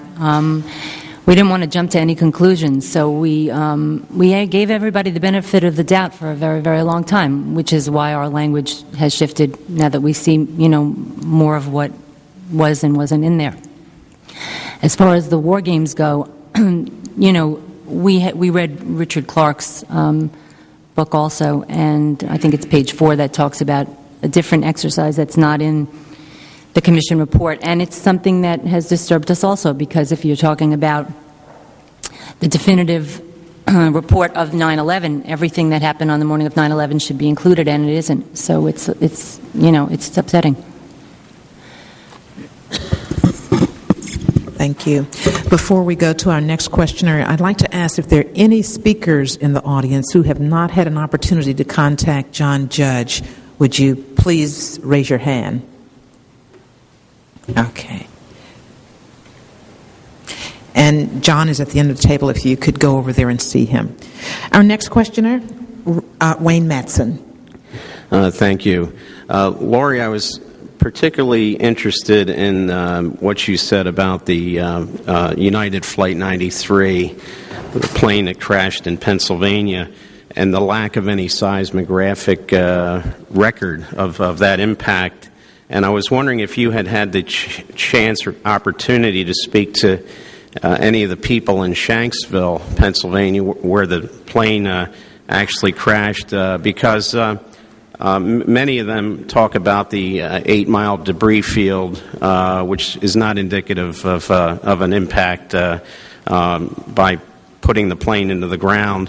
Also, they mention another aircraft seen in the area that day, that morning. And the other thing I'll add is, although we hear an awful lot right now from disgruntled people in many of the intelligence agencies, one we don't hear an awful lot from is the National Security Agency. And I had the chance to talk to someone who was on duty that morning at the National Security Operations Center, the NSOC, which is sort of the nerve center for all communications intercepts in the U.S. intelligence community. And this individual heard in the tactical communications area over the loudspeaker that morning 2 U.S. Air Force pilots over Pennsylvania stating we are engaging the target. And so this is the first indication out of NSA that there were U.S. Military aircraft in the area, and they obviously did what Mr. Rumsfeld, he kind of messed up, and he said when they shot down the plane in Pennsylvania and then corrected himself. But I was wondering if you've heard any of this from the people in Shanksville or any other sources on the plane in Pennsylvania. You know, we did not speak to anybody in Shanksville. Our bottom line was that we were hoping that that was the job of the commission, and that at the end of the day, when they released their report, there wouldn't be so many questions outstanding, either by us or other citizens, that you would have been able to read the report and felt that you had all those areas covered. And, you know, obviously it wasn't. Okay. Thank you. Our last questioner, Ray McGovern, former CIA agent with VIPS, Veteran Intelligence Professionals for Sanity. I would like to refer first to the remark made by Congresswoman McKinney referring to Colin Powell's very mysterious promise that we would have a white paper. He made that promise a week or so after 9/11, and then 10 days later he said, oops, I misspoke. You're not going to have a white paper on this. You're going to have to depend on the press to figure out what happened. That's precisely what he said. I was always mystified by that. I said to myself first, well, they must not have much information. Well, I think that Laurie Van Auken's testimony today, however brief it was, shows that there was a plethora of information. Indeed, the reason there's no white paper is because there was too much damning, too much incriminating information, too much. And I just would like to comment on the unusually smiling and greatly deferential attitude that the committee members and staff exhibit to you, the families, in public, and the way they have ignored your questions in private. And I'm just wondering how you feel, how you felt when you saw the final report come out, dismissing many of your questions, avoiding many of the others, and leaving, as you've already said, so many questions unanswered. What do you suppose lies behind that? Is it simply gross incompetence? Is it arrogance? Or is it something worse?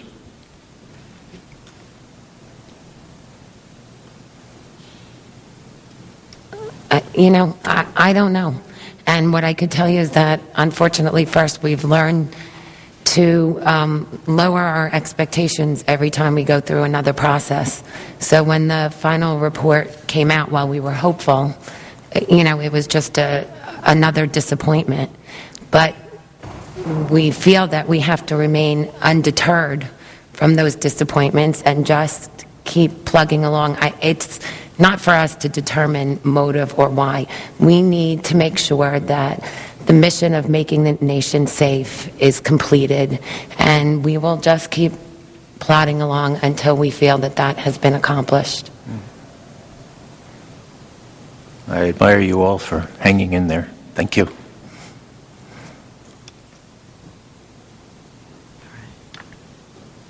Thank you all. We want to thank the panelists, and invite our second panel to move to the table, please. Can we show them our appreciation for being here this morning?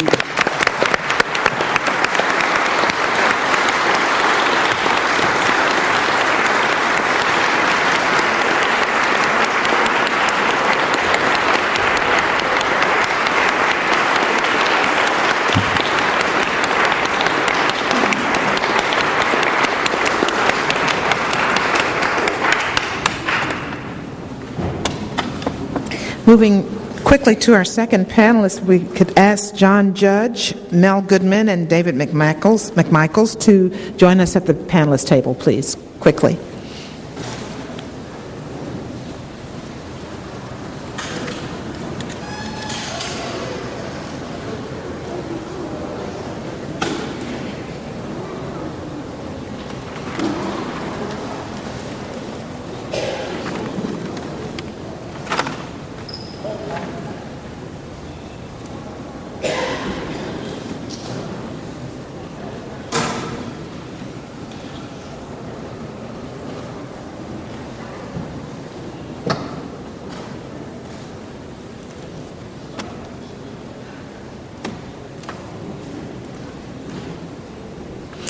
Is David McMichaels here? If so, would you please join us at the panelist table?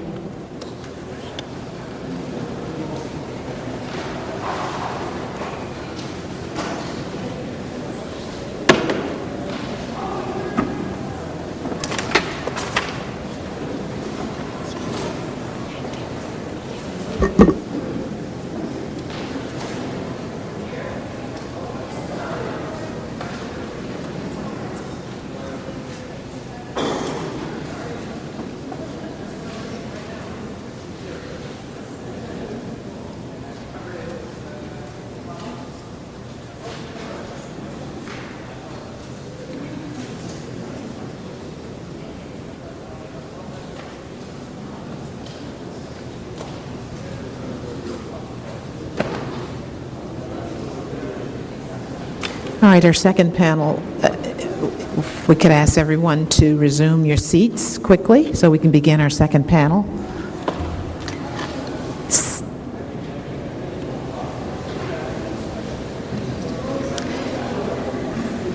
This discussion will be Behind the 9/11 Commission, Flaws in the Process, a staff report, a citizen's critique. We're going to begin with John Judge, staff and 9/11 Citizens Watch. John? Thank you. We're running late, and I wanted to keep my comments short, but I think that it's in the best interest of everyone to take a second look at what we've been given as a final report of the National Commission on Terrorist Acts upon the United States. It's being seen as an authoritative report, often by people that haven't taken the time to read it. It was hailed as a bipartisan consensus in the making, and a final word. And I think all day today you're going to see that it rarely meets that standard. It was followed by 2 monographs, and then a year later, 1 more. Although each of the 9 investigative teams were working on a monograph, Representative Hamilton said that we will get no further monographs from those investigative teams. And it's interesting that the monographs that were released contained a page from Director Philip Zelikow of the Commission, basically exempting them from the conclusions of the monograph, saying that the quote is, while the commissioners have been briefed on the work and have had the opportunity to review earlier drafts of some of this work, they have not approved this text, and it does not necessarily reflect their views.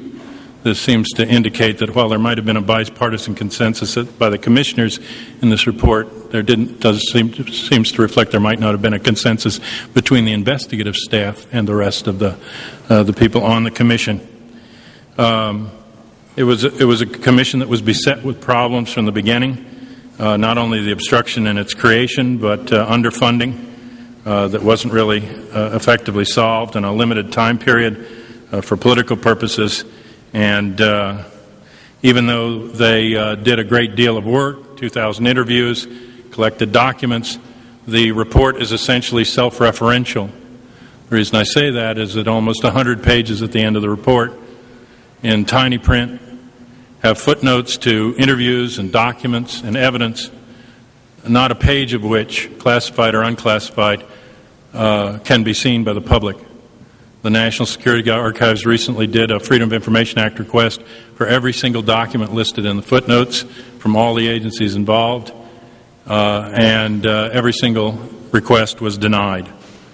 And denied in some cases on grounds that don't fit the legality. So basically you have a report where you're being asked to trust the investigators that what they saw in the evidence led them to their conclusions, and you don't need to verify it independently. But I don't think that's the way it should work in a democracy. They took some public testimony, but that testimony was marked by being primarily focused on the recommendations of the Commission and its policy, not on the events of 9/11. And the majority of that testimony on the events was taken at the end of the long discussion about policy. In other words, they were making the policy recommendations before they found out what happened on 9/11. And The actual author of the report is still unstated, but I think in recent articles in the New Republic by Ernst May, we get an inkling, and also the release of the book Blind Spot, part of which was commissioned to be written by the 911 Commission by Timothy Naftali, that Naftali is at least the intellectual author of the report, and its primary conclusion that this was an intelligence failure. And that's the focus of his book. Zelikow, the director, Ernst May, who also worked on the Commission staff at the top level, and Naftali, who was commissioned to do that work, all three are part of the University of Virginia Miller Center on Public Affairs, a rather interesting institution that bears some scrutiny, and they have a long history together of scholarship at Yale and Harvard that interlinks with studies of U.S. intelligence and including contracted work with U.S. intelligence concerning covert operations. And I think that that's one of the main problems that exist when you create a national security state, is how do you investigate it without involving the people that are already part of that national security state. And this report reflects that in the choice that they made of the people that would be brought onto the staff. And I'm sure we'll be addressing some of that later, but they say it openly in Ernst May's article that was actually their priority, to get people that had been part of earlier covert operations. And yet at the same time, the report fails, as we'll see in testimony later today, to address the historical framework of the covert operations that seem to have led into 9/11. The missing white paper was mentioned, and it did show up in England. In the British press, they said that a white paper about the suspects and the evidence was given to them in order to get them to participate in the war in Afghanistan. And the quote in the British press was, "It's not enough to go to court, but it's enough to go to war." And so I'm not sure what the paper would show or what kind of evidence that is, but it isn't evidence that we ever got a chance to look at. This Commission's report is not a rush to judgment, it's rather a rush to exoneration. And it fails to really hold people accountability and to accountability. In doing that, it doesn't make a witch hunt out of an investigation, but having standards of accountability, at least calling witnesses that might be accountable people in the events, would lead to a rigorous investigation and maybe getting at the truth, because people might be more forthcoming. In the beginning, the Commission didn't even take testimony under oath. And Governor Keene, the director, told us that they thought people would be more forthcoming if they were not under oath. We found that a little counterintuitive. I think that in addition to its own flawed assumptions and how it approached it, it also faced ongoing obstruction by the White House that refused to release documents, even refused to release the classified version of the joint Senate and House intelligence inquiry study that had been prepared by some of the people that sat on the 911 Commission and who had sat in on the classified testimony of that commission. And they did that consistently in terms of who would be testifying publicly and whether it would be under oath or not. There was very little transparency and very little accountability.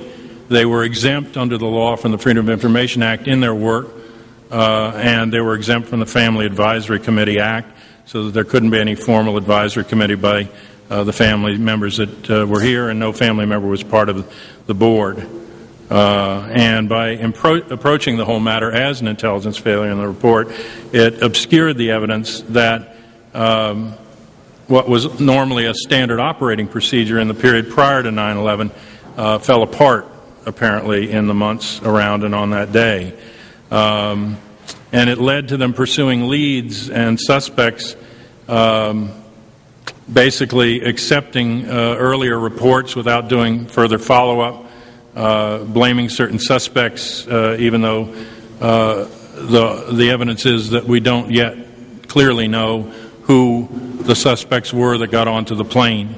And that's because several people have come forward saying that their identity was stolen, basically, by these people. So if we track that identity back in time, it doesn't tell us whether it's the person using it, a second person using it, or the original person involved. And it's only that evidence, tracing those identities back in time, and primarily the testimony of 3 people that are still in protective custody, that the Commission could not interview. I'm talking about Ramzi Youssef, Khalid Sheikh Mohammed, bin al-Shib, who are suspects or masterminds in the plot, never been brought to court. No one can question them. The Commission was not even allowed to talk to their handlers or interrogators. All they could rely on were the printed statements taken from these people in custody. We don't know if the statements are accurate or real. We don't know if they were conditions of torture. We have no idea because there was no way to check it. And so we're left with a story that comes from people that we can't get to, and we're left with a story that perhaps is giving us the wrong direction in terms of how we're looking. But until we open up the report and until we can look at the actual evidence and compare it and begin to actually investigate further on many of the areas that the Commission ignored, then we have a report that doesn't eventually serve the mandate that this Commission was required to take care of looking at the truth of terrorist acts upon the United States. And it was acts, it was plural, and another terrorist act upon the United States the Commission completely ignored was the anthrax incidents that followed about a month later and that have never been adequately investigated or brought forward. That investigation seems to have stopped at a point where they got to the gate of Fort Detrick, and then there hasn't been anything since. And this is going on years now in the situation. So, okay, John Judge. A member of Citizens Watch, we should say, an advocacy group that diligently monitor the government's actions, and currently a staff assistant with Representative McKinney's office. Mel Goodman is a professor of international security at the National War College and a senior fellow at the Center for International Policy. From 1966 to 1986, he was a senior CIA Soviet analyst. And in 1991, he was one of 3 former CIA officials to testify before the Senate against the nomination of Robert Gates as Director of Central Intelligence on the ground that he had slanted intelligence to suit policy. Mel Goodman. Thank you very much. 2 personal remarks first. One, I want to thank Congresswoman McKinney for what she is doing. This is an important examination of a 9/11 Commission that was an historic opportunity that was missed in a 9/11 Commission study that is terribly flawed. And I know that Congresswoman McKinney is perceived by many as to be contrarian. Well, I know how difficult it is to be a contrarian in the limited kinds of democracy we practice these days, and I hope one day her views will be considered conventional wisdom and not contrarian views. My other personal observation is I just left the government after 42 years of service, mainly with the CIA, but also the Department of Defense, the State Department, and the U.S. Army. That experience was important to me. I believe in public service, and I've always believed that institutions will prevail over the long run and truth will come out. And I think the 9/11 Commission has taught me that we need to be extremely rigorous and extremely tenacious in pursuing that truth because there's a corporate mentality in this country that's working against allowing the truth to surface, even in tragedies such as the 9/11 tragedy. This morning I'm going to talk about the flawed Commission itself, and this afternoon I'm going to be talking about the flaws of the Commission reforms, which for the most part are counterproductive and will ultimately do great harm to the intelligence community. But there is one piece of connecting tissue that I want to emphasize in my morning remarks and my afternoon remarks, and it's very simply this. The 9/11 tragedy, this terrible tragedy, was not due to oversight problems. It wasn't due to budgetary problems. It wasn't due to systemic or structural organizational problems. It wasn't due to organizational flaws. This is what the 9/11 Commission studied, and this is what they would have you believe. The 9/11 tragedy was due to personal failings. Institutions didn't make mistakes. People made mistakes. And the 9/11 Commission needed to observe the importance of accountability, and they didn't do this. And finally, and this is my real regret, the 9/11 tragedy was about bureaucratic cowardice at places such as the Pentagon and the Department of Defense. And this needed to be examined as well, and I hope eventually we can get into those areas. Now, let me say something about the Commission. I want to talk about the Commission itself, about the flawed process of the Commission, and finally about the conflict of interest within the Commission that is extremely important to understand the failure of the Commission. Remember, there have only been 3 historic opportunities when we've had a chance to look at the intelligence community in this country. One was after Pearl Harbor, and that led to a series of investigations that not only provided very trenchant analysis of what went wrong, but provided an outline for the National Security Act of 1947, which really was the most far-reaching, important national security reform we've ever had in this country, because what the National Security Act of 47 did was to set up the national security community as we understand it today. The second opportunity was after a period of important CIA domestic abuses, and that was the Church Committee and the Pike Committee.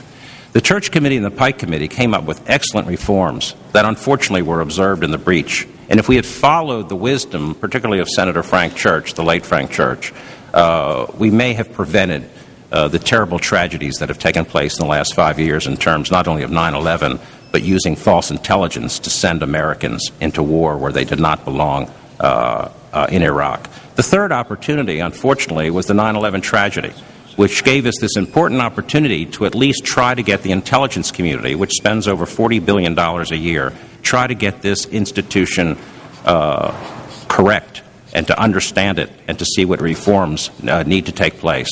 And of course, with the 9/11 Commission, this wasn't done at all. The 9/11 Commission had the broadest mandate of any commission in the history of the United States. With the exception of the Pearl Harbor Commission, there's probably been no more important national security commission. But in terms of broad mandate, the 9/11 Commission could have looked at any aspect of this tragedy, and it's regrettable that they didn't do that. Let me briefly look at the commission itself. What this country needed was an independent, nonpartisan commission. The commission wasn't nonpartisan. It was presented to us as bipartisan. Well, when you appoint a group of people, 5 Democrats and 5 Republicans, that is certainly not nonpartisan. And I would argue it isn't even bipartisan. What it is balanced partisanship. And you can look at the Commission's report time and time again to see where the Democrats on the Commission check the views of the Republicans, and the Republicans on the Commission check the views of the Democrats. So forget this notion that this was somehow a bipartisan commission. It wasn't. It was balanced partisanship, and it did a great deal of harm to the final product. Also, if you look at the makeup of the commission, here you have an insufficiency in the kinds of people who were picked to be on the commission. And I'm not going to look at the commission members one by one, but the fact of the matter is this is a group of people without any intelligence experience at all. This is not a group of people. Not one individual on this commission had ever received a president's daily briefing report, had never been involved as a consumer of intelligence, had very little understanding. And that was particularly true for one of the chairmen, the governor from New Jersey, who admitted he had no understanding of the intelligence community whatsoever. So there was insufficient stature, there was insufficient experience, there were insufficient knowledge of intelligence when this was totally relevant to what needed to be done. It would have been very easy to get a blue ribbon commission. You know, where were people such as Sam Nunn, William Perry, George Shultz, General Brent Scowcroft, Bill Bradley, David Boren, Gary Hart, even Warren Rudman, people who had served on the intelligence committees, who had studied the problem of intelligence and policy very closely and may have had a contribution to make on the importance of change within the intelligence community. Now let me look briefly at the process itself. The lack of stature may have contributed directly to the lack of rigor and the lack of tenacity within the Commission. The previous speaker spoke eloquently about the subpoena power that was unused, virtually unused, maybe totally unused. This was a commission that deferred at every step of the way to executive privilege. They had a mandate where they did not have to defer to executive privilege. Take the point of view about the President's daily briefs. The entire commission was not allowed to examine the President's daily brief. Only 4 commissions got a look at some of the President's daily briefs. So no commission member came away with an idea of what did the CIA actually inform the White House about the problems of terrorism in the spring and summer of 2001. The commission also had the very good idea and correct idea that they should do their own debriefings of detainees. Now, we didn't know then, but we certainly know now how the CIA and the military used torture to gain testimony from these captives. But George Tenet told the co-chairman of the 9/11 Commission that they could not have permission to debrief the detainees on their own, and the commissioners just faded away. They didn't pursue this matter. They didn't go to the mat with George Tenet on this one. And also the matter of allowing the President and the Vice President to be debriefed together. This is obviously no way to run a commission. Now, in addition to the weakness in terms of rigor and tenacity, I think it's very important that the Commission did not avail itself of the products that were out there, some completed, some nearing completion, some in important stages of the drafting process, that would have been very useful to their own work. And the obvious document that they needed to have, that they made no attempt to take full use of, was the CIA Accountability Report. Now, not a lot is known about the CIA Accountability Report on 9/11, but this is the only report out there that actually gets into naming names, into dealing with those people who perform miserably in the period prior to 9/11. Remember, accountability is what is really one of the key issues that's at stake here. Find out who was involved, find out if these people were rewarded for their work instead of punished, and see what accountability issues can allow you to make systemic changes within the intelligence community. Now, the irony of all of this is that the CIA Accountability Report was requested by a joint Senate-House inquiry from 2002, which was signed by the chairman of the House Intelligence Committee, Porter Goss.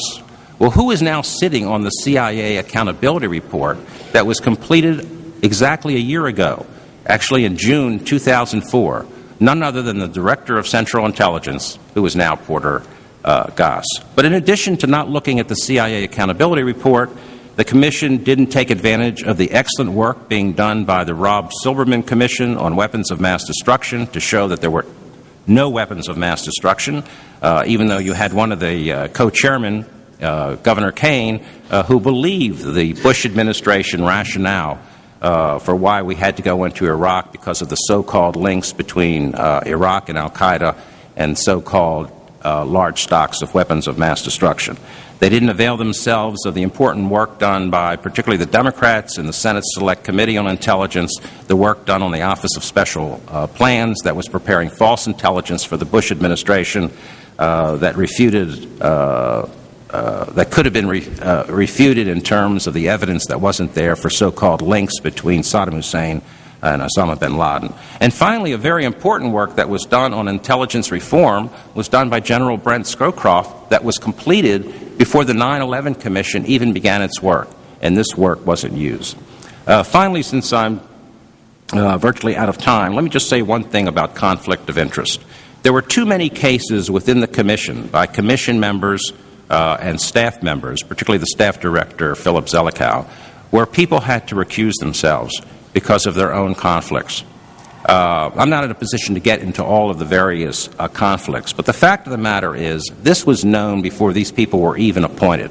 And this should have been grounds, just as Henry Kissinger eventually had to resign as chairman of the 9/11 Commission because of his own conflicts of interest.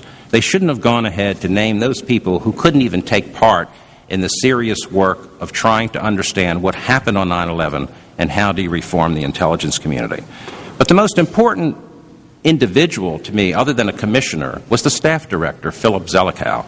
And his conflicts of interest were so great that you do have to wonder why this individual was appointed to head this important staff of over 80 people. He had very strong ties to the George Herbert Walker Bush administration, very strong personal and political and policy ties to Condoleezza Rice. But more importantly, Philip Zelikow was running the case study program at Harvard, which took millions of dollars from the Central Intelligence Agency over a 10-year period to write case studies on the CIA, to establish a record that was essentially untrue with the facts about the work of the CIA. And of course, the classic case study that Philip Zelikow chaired, along with Ernest May, who was his patron at the Harvard Kennedy School, was the case on the Soviet Union, how the CIA got it right, you know, the politics of getting it right. And of course, as we all know, one of the greatest disasters of politicization of intelligence that occurred even before the Iraq War was over the politicization of intelligence on the Soviet Union. And who did Philip Zelikow bring in to the staff structure as a team leader on his staff, none other than Douglas McKacken, who was serving a tour up at the Harvard Kennedy School. And who was Douglas McKacken? Douglas McKacken was the head of the Soviet analysis shop during the 1980s, who was responsible for most of the politicization of intelligence. So here you have Philip Zelikow from Harvard and the case study program, and Douglas McKacken as a team leader on Zelikow's staff, making serious decisions about the need for change within the intelligence community. My last word is what this study is all about and what this process is all about is how do you regain integrity within the intelligence community, and how do you regain integrity with an investigative process such as the 9/11 Commission. And ultimately, that's not about changing structure, it's not about changing systems, it's not about changing organizations. It's about appointing people to important positions who have the nerve and the courage to tell truth to power. And that's what's missing from our government at this particular juncture.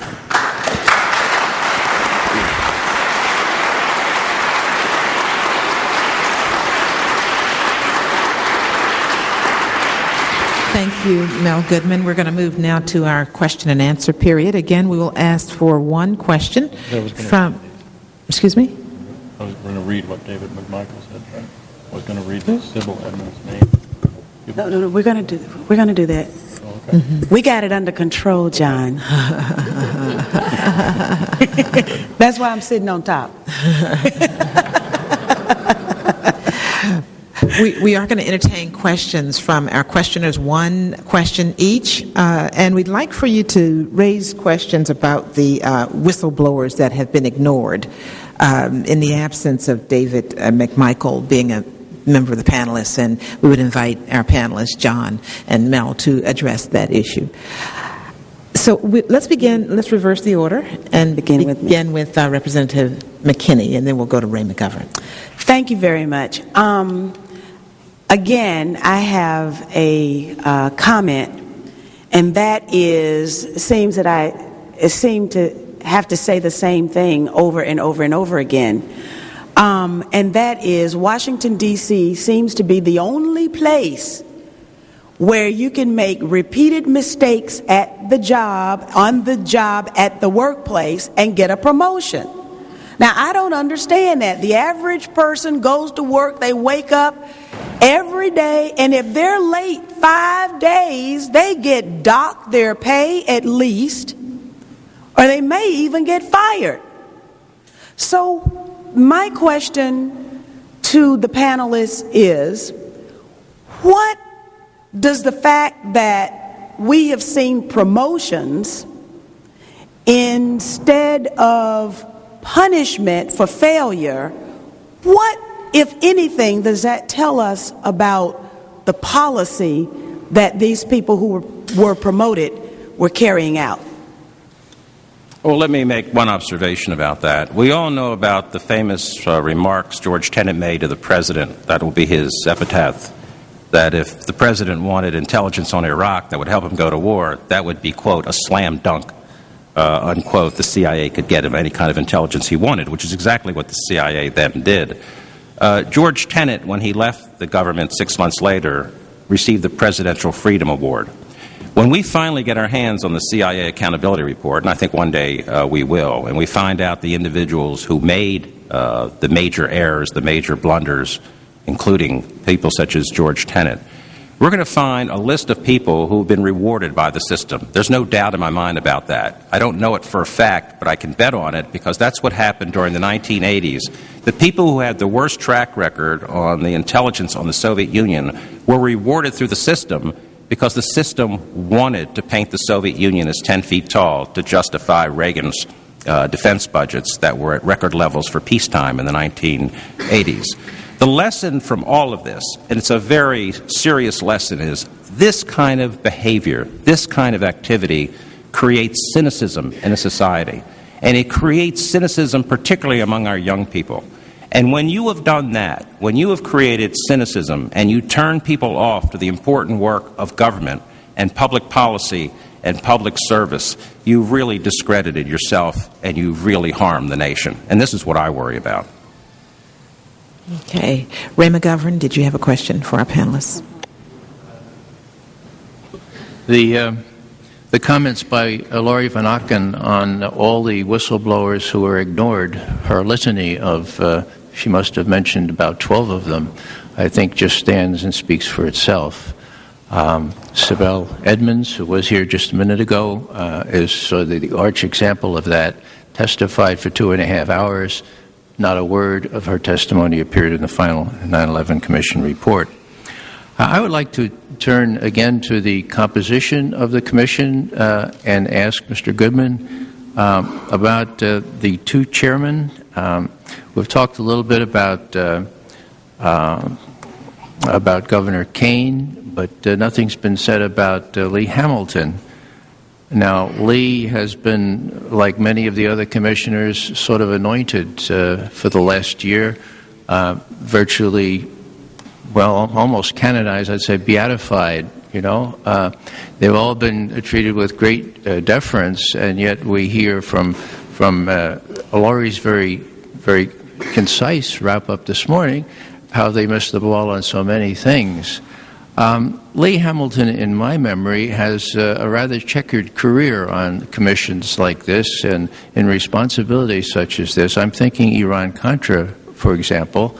And I think that to evaluate his, quote, impartiality, end quote, one has to see or to take a look at how he functioned during Iran-Contra. Would any of you have any recollection of that? Or Well, actually, I do, but here is where I beg to differ, and this is my personal disappointment with Lee Hamilton. Lee Hamilton did excellent work during the Iran-Contra investigations, and I remember when he made a series of statements. I was teaching at the National War College in the late 1980s, and I made them required reading for the 150 military officers who were at the National War College. And to me, pardon the expression, he was my great white hope on the 9/11 Commission, because you knew that Governor Kaine really had no background whatsoever to deal with this, and there were very political types like John Lehman. Slade Gordon really did not belong on that commission. He performed poorly as a member of the Senate Select Committee on Intelligence in the 1990s, but Lee Hamilton understood these issues. So my real regret is, where was Lee Hamilton during all of this?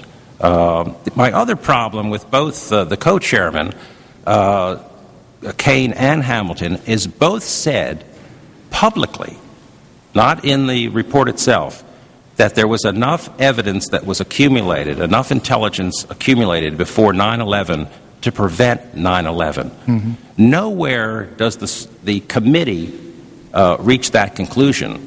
And actually, to be fair to some of the staff reports, there were 17 or 18 of them, and I'm very critical of the media community for not analyzing those staff reports. They were all on the Internet. All you had to do was go to the 9/11 Commission website and analyze them. The staff commission, or the staff studies of the commission, came closer to raising serious issues of accountability and blame than the final report did. So the final report ultimately is a cover-up. I don't know how else to describe the final report. And here, my great regret is Lee Hamilton didn't exercise the kind of stature he has as a man of integrity. Mm-hmm. I would just note that at a public meeting where the family members were demanding that Philip Zelikow step down as a director, Governor Keene responded to their concerns by saying that he was aware, and the Commission was aware, of the conflicts with Mr. Zelikow. In fact, he and one of the commissioners, Jamie Gorelick, had to testify to their own commission, and he said that Zelikow had recused himself at certain points in the investigation. And then he paused for a second and he said, as all of us will have to recuse ourselves at some point. So that's the commission that's looking into it, a commission that every member of which has some conflict serious enough to recuse themselves. And but that's the dilemma, is how do you get somebody far enough outside the system to look inside the system or be allowed to? In fact, our one of the family members, Bob McIlvaine, whose son, Bobby McIlvaine, an assistant VP of media relations at Merrill Lynch, who died on September 11th at the World Trade Center, would like to make a comment on that. We're joined on the dais by Mr. McIlvaine. Yeah, Ray, you took some of my talk away when you mentioned Hamilton. But, John, I think you remember after the joint congressional investigation, when the Blue Book came out, and David Patorti. I'm a member of September 11th Family for Peaceful Tomorrows, and we went to talk to Lee Hamilton. And I'll never forget this, and the Jersey girls were there, and David and I, and we were talking about the 28 didactic pages of the Blue Book, the first commission. And he said to us, he says, well, as much as I would like that information to come out to the public, because of national security, I just couldn't allow it. Now, I spend my whole life researching. That's all I do. I don't know if I'm going to be able to write a book or what, but going back to Iran-Contra, it was absolutely phenomenal. He practically made the exact same comment on the commission of the Iran-Contra. To me, there's a lot of people that should have been put in jail from that. It's the highest level. Yet he came out with that same statement, because of national security, we can't release certain information. And that bothers me. That really angers me. But it's just, I just wanted to mention that. Thank you, Bob.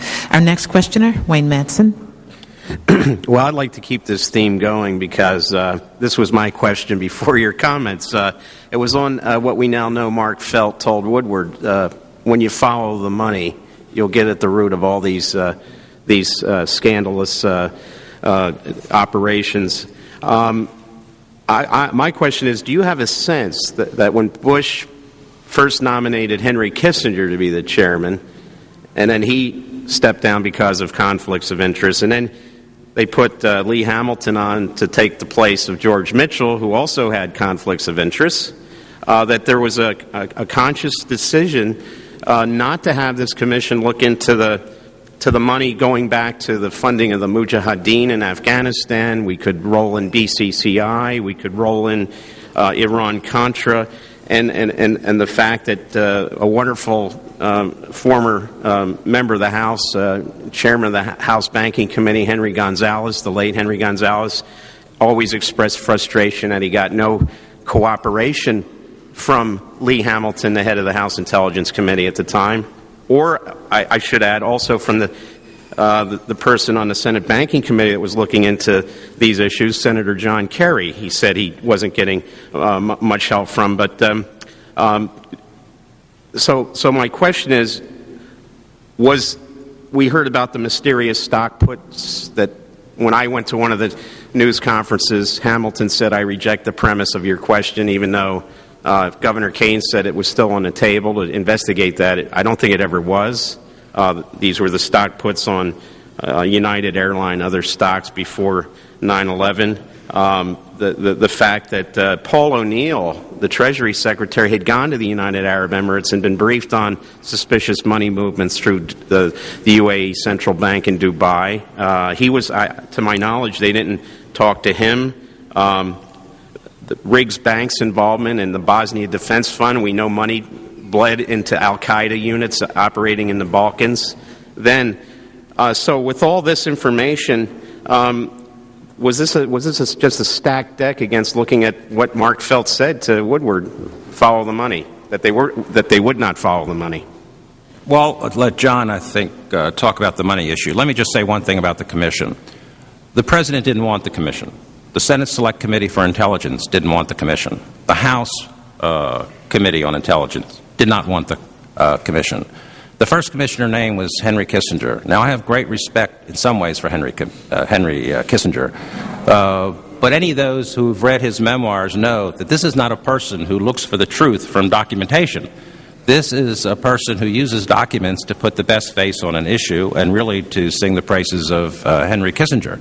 And I wrote an op-ed immediately after this appointment was made that this sort of gives away the game. There's no way they're going to get to the bottom of the 9/11 Commission because they're going to appoint the kind of commission that just won't go there. So if you look at the people who were selected and the way they were balanced off, 5 Democrats against 5 Republicans, an inexperienced governor from New Jersey, and a former congressman from Indiana who apparently was not up to it or did not want to apply the rigor that was needed, and look at the commissioners themselves, I think they got the product they wanted, which is to stay away from personal involvement, accountability, bureaucratic cowardice, and particularly what the White House knew and when it knew it and how much information did it have. You know, one thing that comes out of the staff reports that doesn't come out of the commission report If you compare the work the Clinton administration did before the Millennium Crisis and the spike in intelligence material and how active the administration was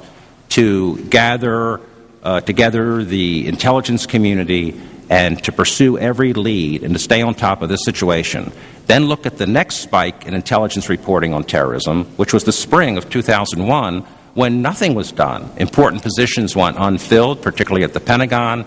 Rumsfeld didn't want to talk about terrorism because he wanted to deploy a national missile defense system in Alaska and California that doesn't work. And you had a national security advisor, Condoleezza Rice, who wasn't keeping the president up to date and wasn't checking on how the bureaucracy was performing on this very important matter of terrorism, as Richard Clarke was trying to communicate to her. So they got the report they wanted by appointing the commission that they felt they needed to appoint, which is classic for if you look at commissions in the history of Washington politics. That's how you, as you say, stack the deck.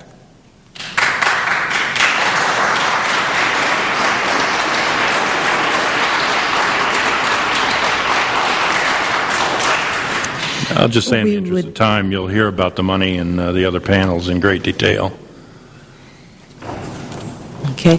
While we are in this segment on whistleblowers, we would be remiss if we did not acknowledge the presence of Sibel Edmonds, who has joined us here. If you could just...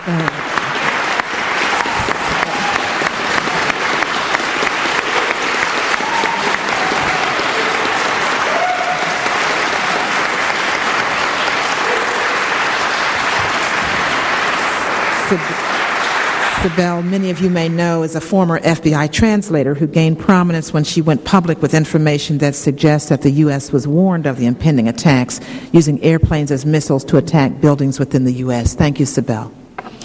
Our next questioner, go right to Mike Rupert. Professor Goodman, you and I will forever and strenuously disagree about a couple of things, one of which is your statement that these were blunders and they were personal and not institutional.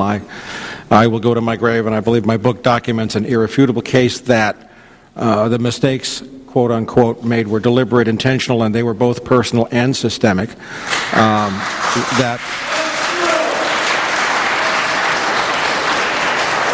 You made a brief reference to Pearl Harbor, and there's a book by, and I've butchered a couple of first names. I got the last names right today, but Stinnett, I believe his first name is Richard, Day of Deceit, with a FOIA release of documents showing that we had broken the Japanese codes prior to Pearl Harbor, knew the attacks were going to take place, and allowed them to happen. I go further with respect to 9/11, arguing that we facilitated the attacks. We'll never agree on that, and I stipulate never that. Will agree on that. Wanted to say that. Perhaps we can agree on something. You talked about the deliberate slanting of intelligence, and I'm well familiar with DCI Gates, who was a DDI, I believe, under Bill Casey, Deputy Director of Intelligence. But from Richard Helms all the way through George Tenet, there have been allegations and records indicating that intelligence has been slanted for political purposes. I think we can agree on that. Looking at the 9/11 Commission, the Kane Commission, with these abundant conflicts of interest, I'm particularly taken aback within the last week seeing now this startling new evidence that Iran had something to do with 9/11 after seeing 20 to 40,000 Iraqi civilians killed in a what I think is a useless invasion of Iraq, too many deaths of American service personnel. How, in your opinion, was the spin placed or the intelligence placed as a result of these conflicts of interest in the Kane Commission to produce a political result, and what political results have come as a result of the Kane Commission that were purely political? Well, this afternoon I'm going to be talking about the reforms that stem directly from, I think, the ineptitude of the Commission, because these are reforms that will not help the intelligence process. Let me say one thing about the intelligence reforms. If you look at the reforms of the 9/11 Commission, would any of those reforms prevented the misuse of intelligence and the politicization of intelligence that were used to lead this country into war? Not one of them. If you look at the reforms, would one of those reforms prevent another act of terrorism? No, of course not. So this is what I worry about, and I share your concern there. My problem is I find that most charges of conspiracy from my 42 years of federal service are really dealing with problems that are what the British call cock-ups and not conspiracy. And I think serious mistakes were made. I don't think they were willful in the case of 9/11 any more than they were in the case of Pearl Harbor. But this is no time to be debating that. Thank you very much.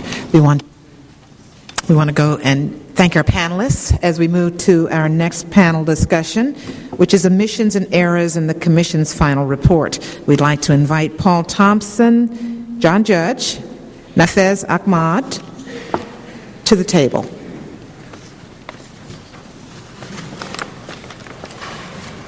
Panelist John Judge has submitted for the record a list of national security experts who were censored by the 911 Commission, and this will be available for the record, on the record.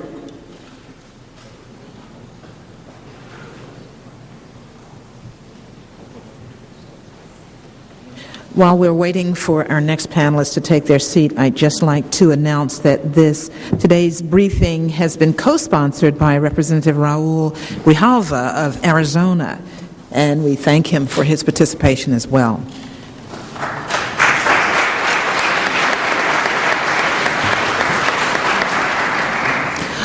Also, if we made an announcement earlier, and I guess this is the part where I have to have egg on my face, because we announced that there was going to be lunch for everyone. Unfortunately, there's just lunch for the family members and the panelists. So if you were hanging on for more than just food for thought, I hate to be the one to have to break it to you. But food is available downstairs as well. We'll begin our next panel discussion. Our next panelists are, one moment please, Paul Thompson, who is the author of Terra Timeline.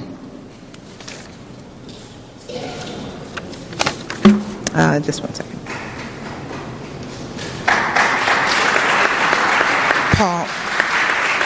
Paul is a freelance researcher and is the creator of the Center for Cooperative Research's Complete 9/11 Timeline, a compilation of over 5,000 articles and reports on 9/11. In the aftermath of the September 11th attacks, Thompson found himself poring over news of the attacks on the Internet and growing increasingly frustrated with how incomplete the story of September 11th was.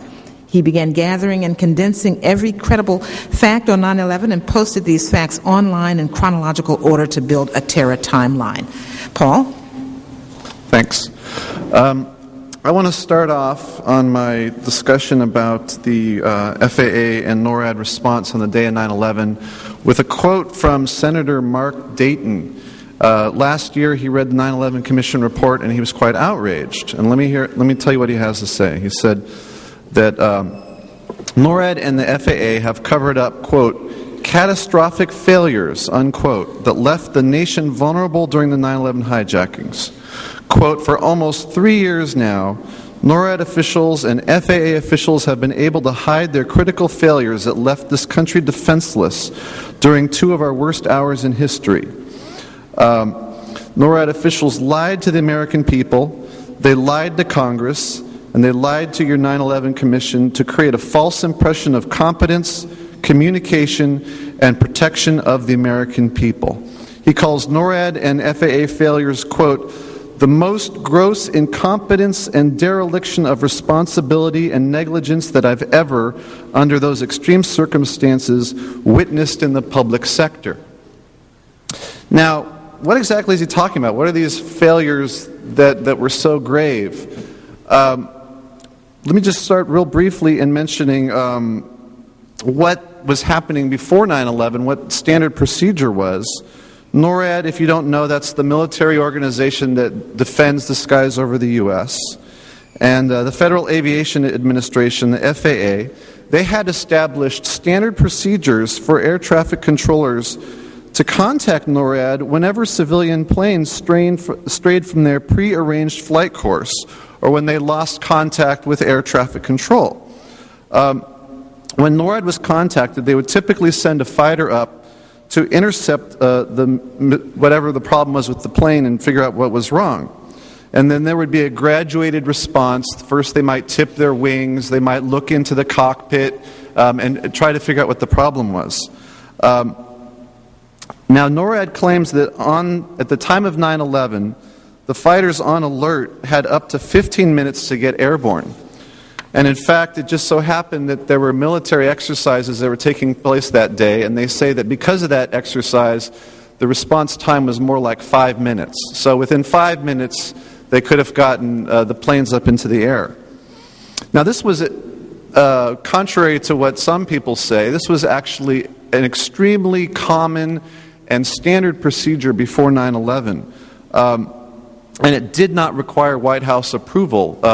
People would just make the decision on the spot in NORAD. For instance, in the year 2000, there were 425 unknowns. Pilots who didn't file flight plans, or they diverted from the flight plans, or they were using the wrong radio frequency or something of that manner. In many cases, the issues would get quickly resolved, but in that year, fighters had to take off and investigate these unknowns 129 times in the course of the year. So we see that this what was supposed to happen on 9/11, which was that the fighters would get up very quickly, actually happened on a very regular basis, a couple times a week before 9/11. But what's strange, and what Mark Dayton is making reference to, is that there are all these conflicting accounts about what happened and how quickly the fighters responded. And I actually count 5 major accounts of what happened that day that are in serious conflict with each other. Originally, in the days after 9/11, right after 9/11, Richard Myers, the acting Joint Chief of Staff Chairman, a NORAD spokesman, New York Mayor Rudolph Giuliani, they all said that there were no fighters launched on the morning of 9/11 until after the Pentagon was hit at 9:37. But then just days later, on September 18th, 2001, NORAD put forth a timeline. They released a timeline that was significantly different. They said that fighters had been ordered to launch 45 minutes earlier than their first account. And then in May 2003, NORAD officials, prominent officials, testified under oath before the 9/11 Commission, and they put forth yet a different timeline that had many different numbers about what happened and when it happened. And then in January 2004, there was a book put out by the military called Air War Over America that had, yet again, very different account of what happened and when it happened. And finally, the fifth timeline that we come to, the fifth account, is put forth by the 9/11 Commission in June and July of 2004. And this one is probably the most conflicted of all. It's almost a complete rewrite of what happens with the hijacked planes and the response from the fighters. So there's just all this confusion. And you know, I have very limited time here to talk about this. It's a very complicated issue. So what I decided to do was, rather than go in depth about or try to cover all 4 flights, I'm just going to focus on one of the flights, and we can use that as a case study to really see what was indicative of all the flights. So I decided to focus on Flight 77. And let me just give you some brief information about what happened there.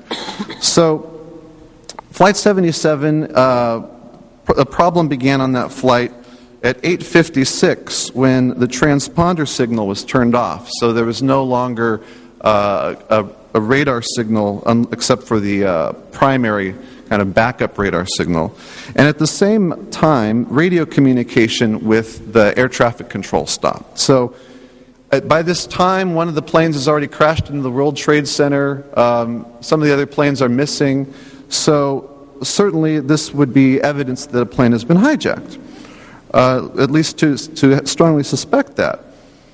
However, the 9/11 Commission says that the air traffic control, which was the Indiana-based Indianapolis Air Traffic Control Center, When they got this information, they no longer have the transponder signal, they no longer have contact, that they don't tell anybody about this.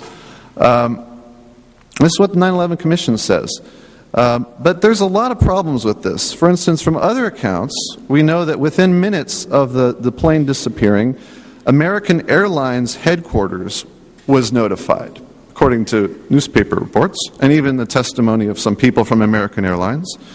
And then according to the New York Times, the National Military Command Center, the NMCC, located in the Pentagon, was also notified, just within minutes. This is what you would expect, that notification would be going out. But in fact, what the 9/11 Commission says is they say, for some reason, the Indianapolis Flight Control Center assumed that Flight 77 had accidentally crashed into the ground. They're not even thinking about a hijacking. And so, in response to thinking about an accident, they contacted the West Virginia State Police and asked if there were reports of a downed aircraft. They contacted Air Force Search and Rescue Unit, asked them to look for downed aircraft, and they contacted the local FAA office. And that's all they contacted. They didn't contact NORAD to, we talk about the standard procedure of 129 times happening when you lose contact with the plane, just as a matter of course, you send a fighter up to see what happened. For some strange reason, the 9/11 Commission is saying that that didn't happen.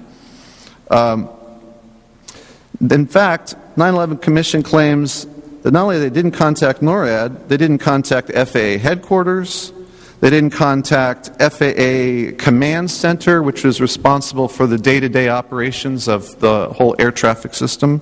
They didn't even contact the neighboring flight control centers to see if any of them had spotted the missing plane. So then at 9:05, the plane reappeared in the airspace managed by Indianapolis, allowing them to realize the plane had turned around and was headed east towards Washington, D.C. And we even have the American Airlines headquarters claiming in testimony to the 9/11 Commission that they had been told the plane was turned around. But the 9/11 Commission says this isn't so. And then I find this quite incredible. 9/11 Commission claims it wasn't until 9/20 when Indianapolis communicated with the FAA Command Center and notified them that Flight 77 was missing. And then the information started to get out to other command centers, but still NORAD wasn't notified. Nobody told we're talking over half an hour later, the plane has been missing, still no one notifies NORAD, until finally 9:34, 3 minutes before the plane crashes, and then it was only mentioned inadvertently in passing when talked about something else. So in order for this to be true, the 9/11 Commission is making the claim essentially that the Indianapolis Flight Control Center and the local FAA center that they contacted were in complete lack of contact with the outside world during this time, that they were unaware, unlike the tens of millions of people who'd been watching CNN, that there was an ongoing crisis, that planes had crashed into the World Trade Center, 2 planes. They're saying that all the way until 9:20, there's been over half an hour now, this has been the breaking news, that nobody in this entire Indianapolis Flight Control Center or the FAA Center had any idea that any of this had been happening. And we know that just isn't true. In fact, there was one news report saying that other centers such as theirs had been notified of the crisis long before the first plane even crashed into the World Trade Center. So what we see is an account coming from the 9/11 Commission that, in my opinion, is just frankly impossible. 1 minute. And I could go into a lot of length, unfortunately I'm out of time, about the fighter response, but we see all kinds of similar anomalies that really don't stand up when you look at them logically. According to what the 9/11 Commission says, there was no plane that actually no fighter that actually came to Washington to defend Washington for this plane or any other plane until about 10 o'clock, which is really remarkable. I mean, this plane was missing at 8:56, and nothing was done to defend Washington. No plane arrived for over an hour. Thank you, Paul. Yeah, thank you very much.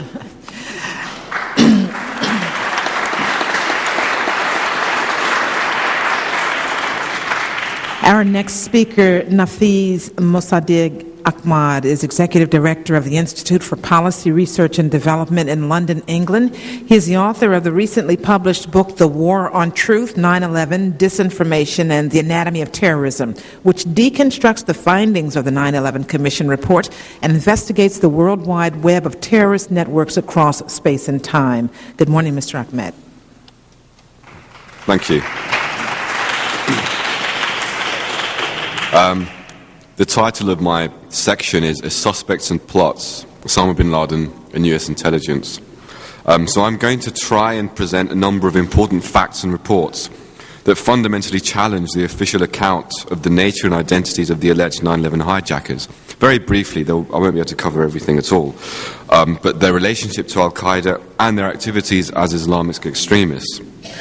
While I won't offer a kind of alternative theoretical explanation, it must be noted that the facts I'm going to refer to constitute as yet unresolved anomalies that strike at the core of the official narrative espoused by the 9/11 Commission and other previous inquiries. A variety of reports from reliable accounts, journalistic investigations, eyewitness testimonials provide a very bizarre picture at odds with the conventional portrayal of the 9/11 hijackers as Islamic fundamentalists. Two key hijackers, for example, Mohammed Atta and Marwan al-Shehi, are known to have visited the Woodland Park Resort Hotel in the Philippines several times between 1998 and 2000. Numerous local residents and hotel workers, according to the International Herald Tribune, recognized them from news photographs after the event. They reportedly, the report says, they drank whiskey with Philippine bar girls, they dined at a restaurant that specialized in Middle East cuisine, and visited at least one of the local flight schools. Al-Shehi himself threw several parties with different Arab friends. They drank alcohol. They had lots of big vehicles. They had a lot of money. And there are a number of reports like this. They spent time with the girls, the chambermaids, and so on and so forth.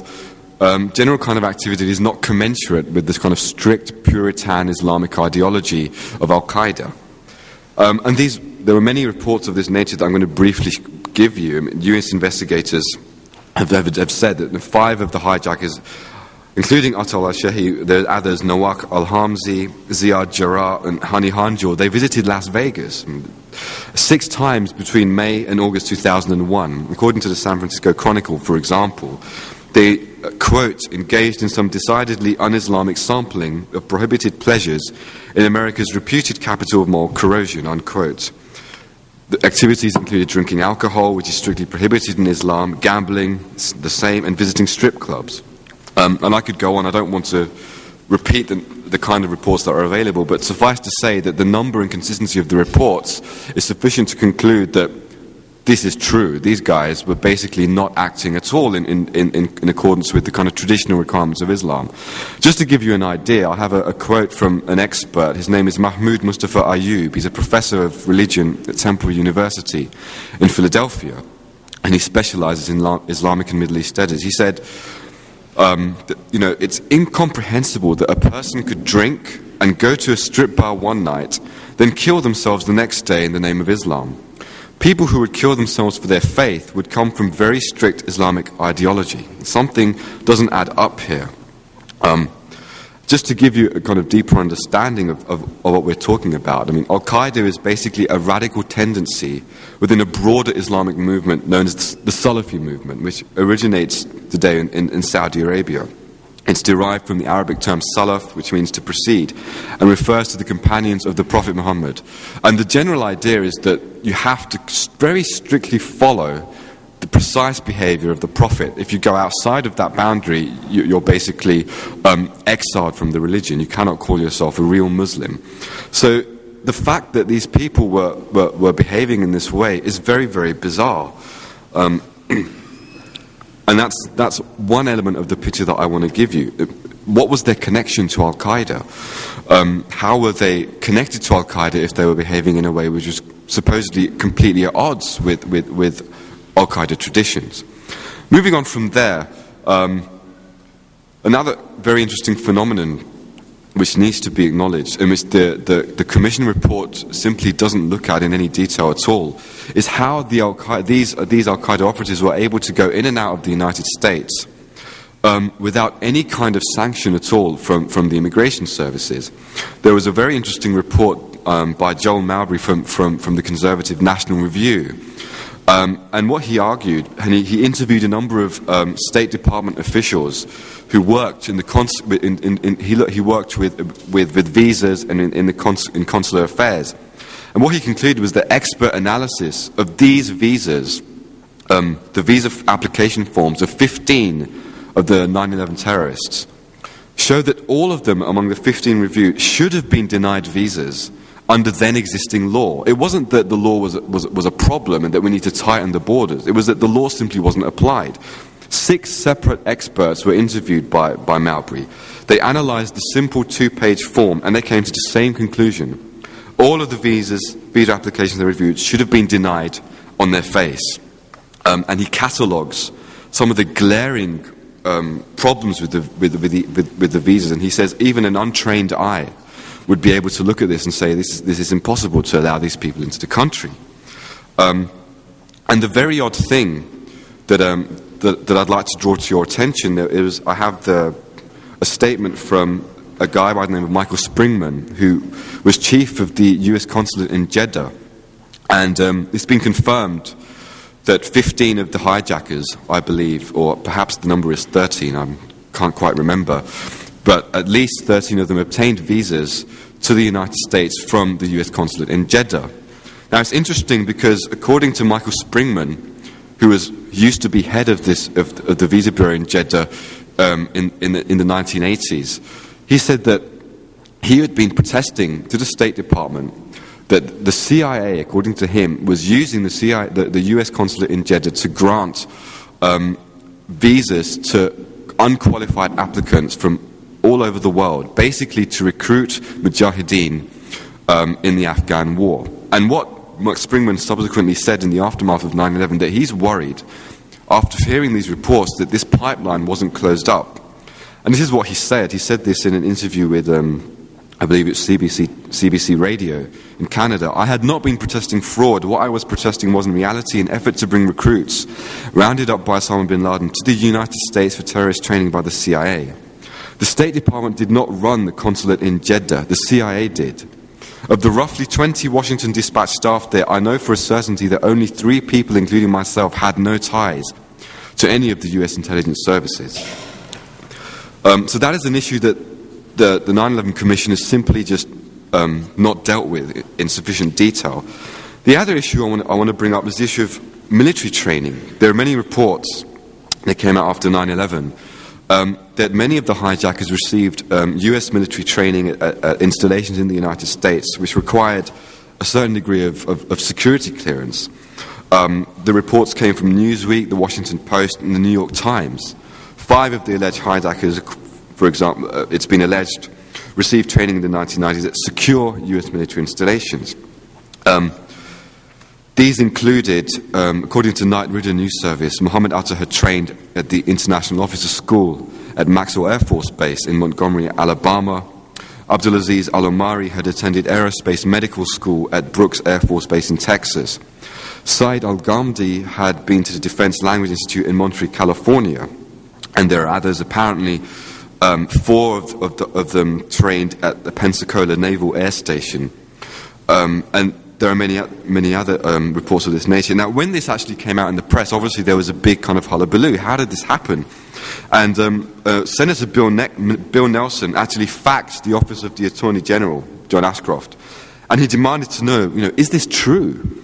And September 17th was when he made contact, and he asked the Pentagon, can you confirm or refute these reports?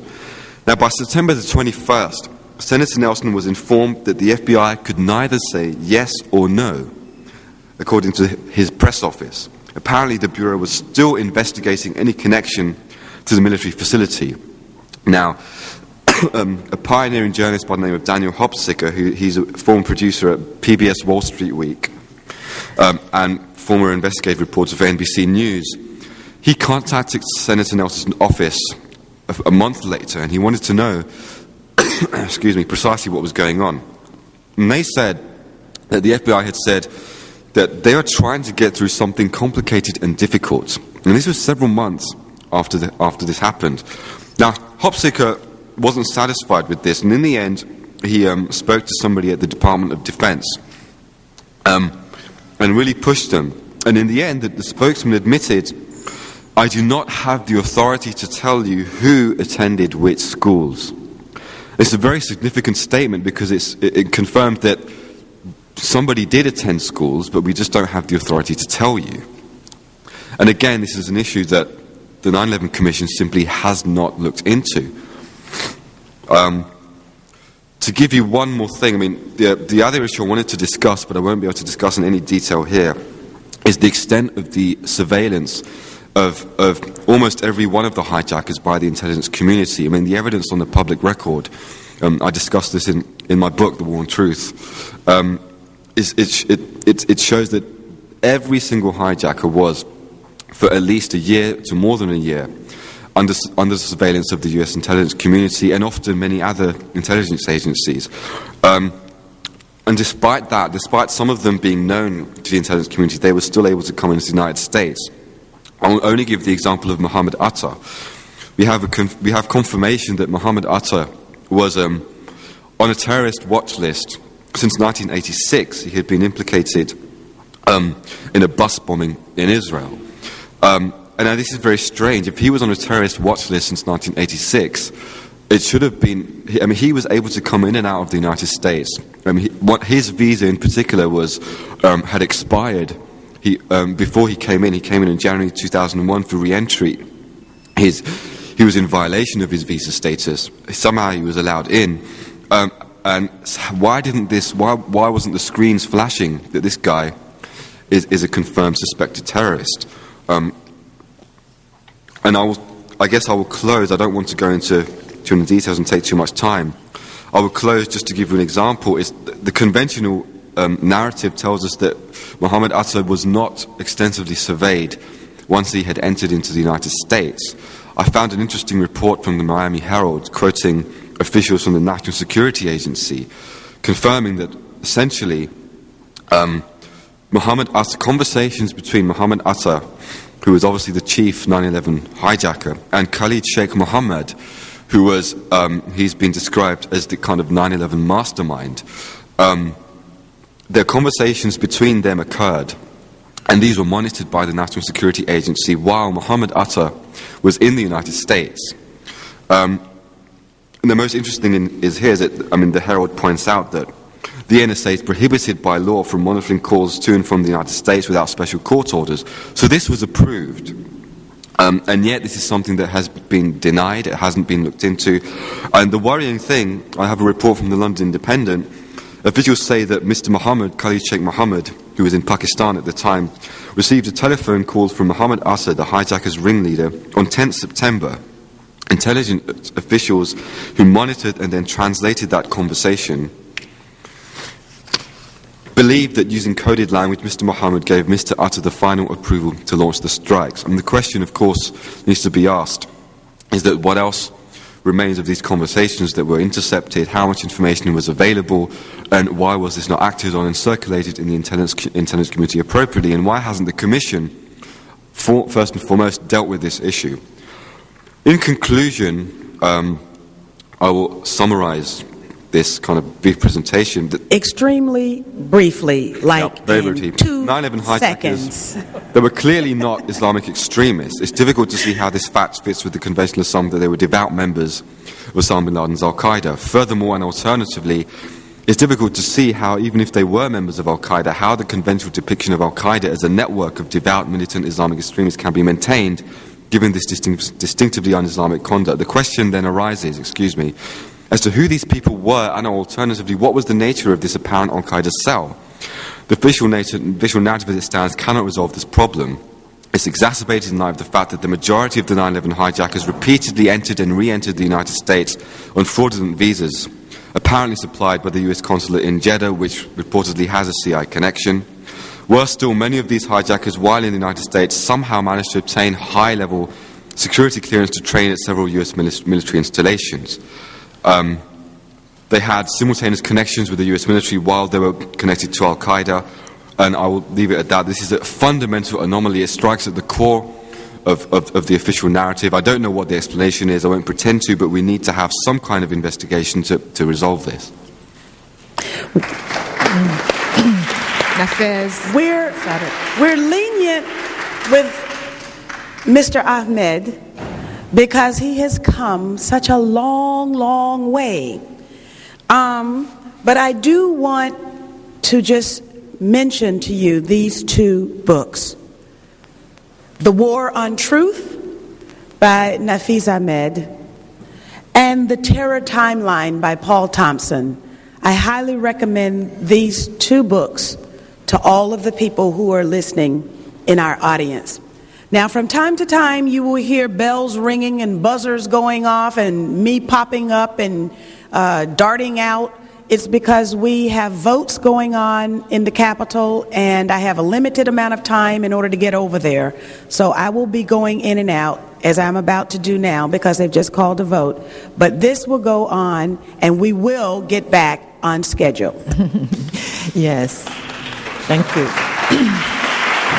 Thank you, Representative McKinney. As Representative McKinney said, we will get back on schedule after lunch, but in the interest of time, we're going to combine the next two panels. So I'd like to, at this point, invite John Newman and Marilyn Rosenthal to join us at the panelist table. And John Judge, who is a veritable wealth of information, we're going to invite him to integrate his comments into the question and answer period. So if you all panelists can stay put, and we'll invite the other two panelists to join you. We'd like to get an initial statement from each of you, and then we'll go to the question and answer period for all of our panelists. So we can begin with John Newman. John Newman, bear with me, spent 21 years in Army intelligence and served as assistant to the director of the National Security Agency. He also served as an attaché in China. He is a history professor at the University of Maryland and has been teaching courses in counterterrorism for 10 years. Newman has written and published widely and is working on a manuscript about the events leading up to 9/11. John?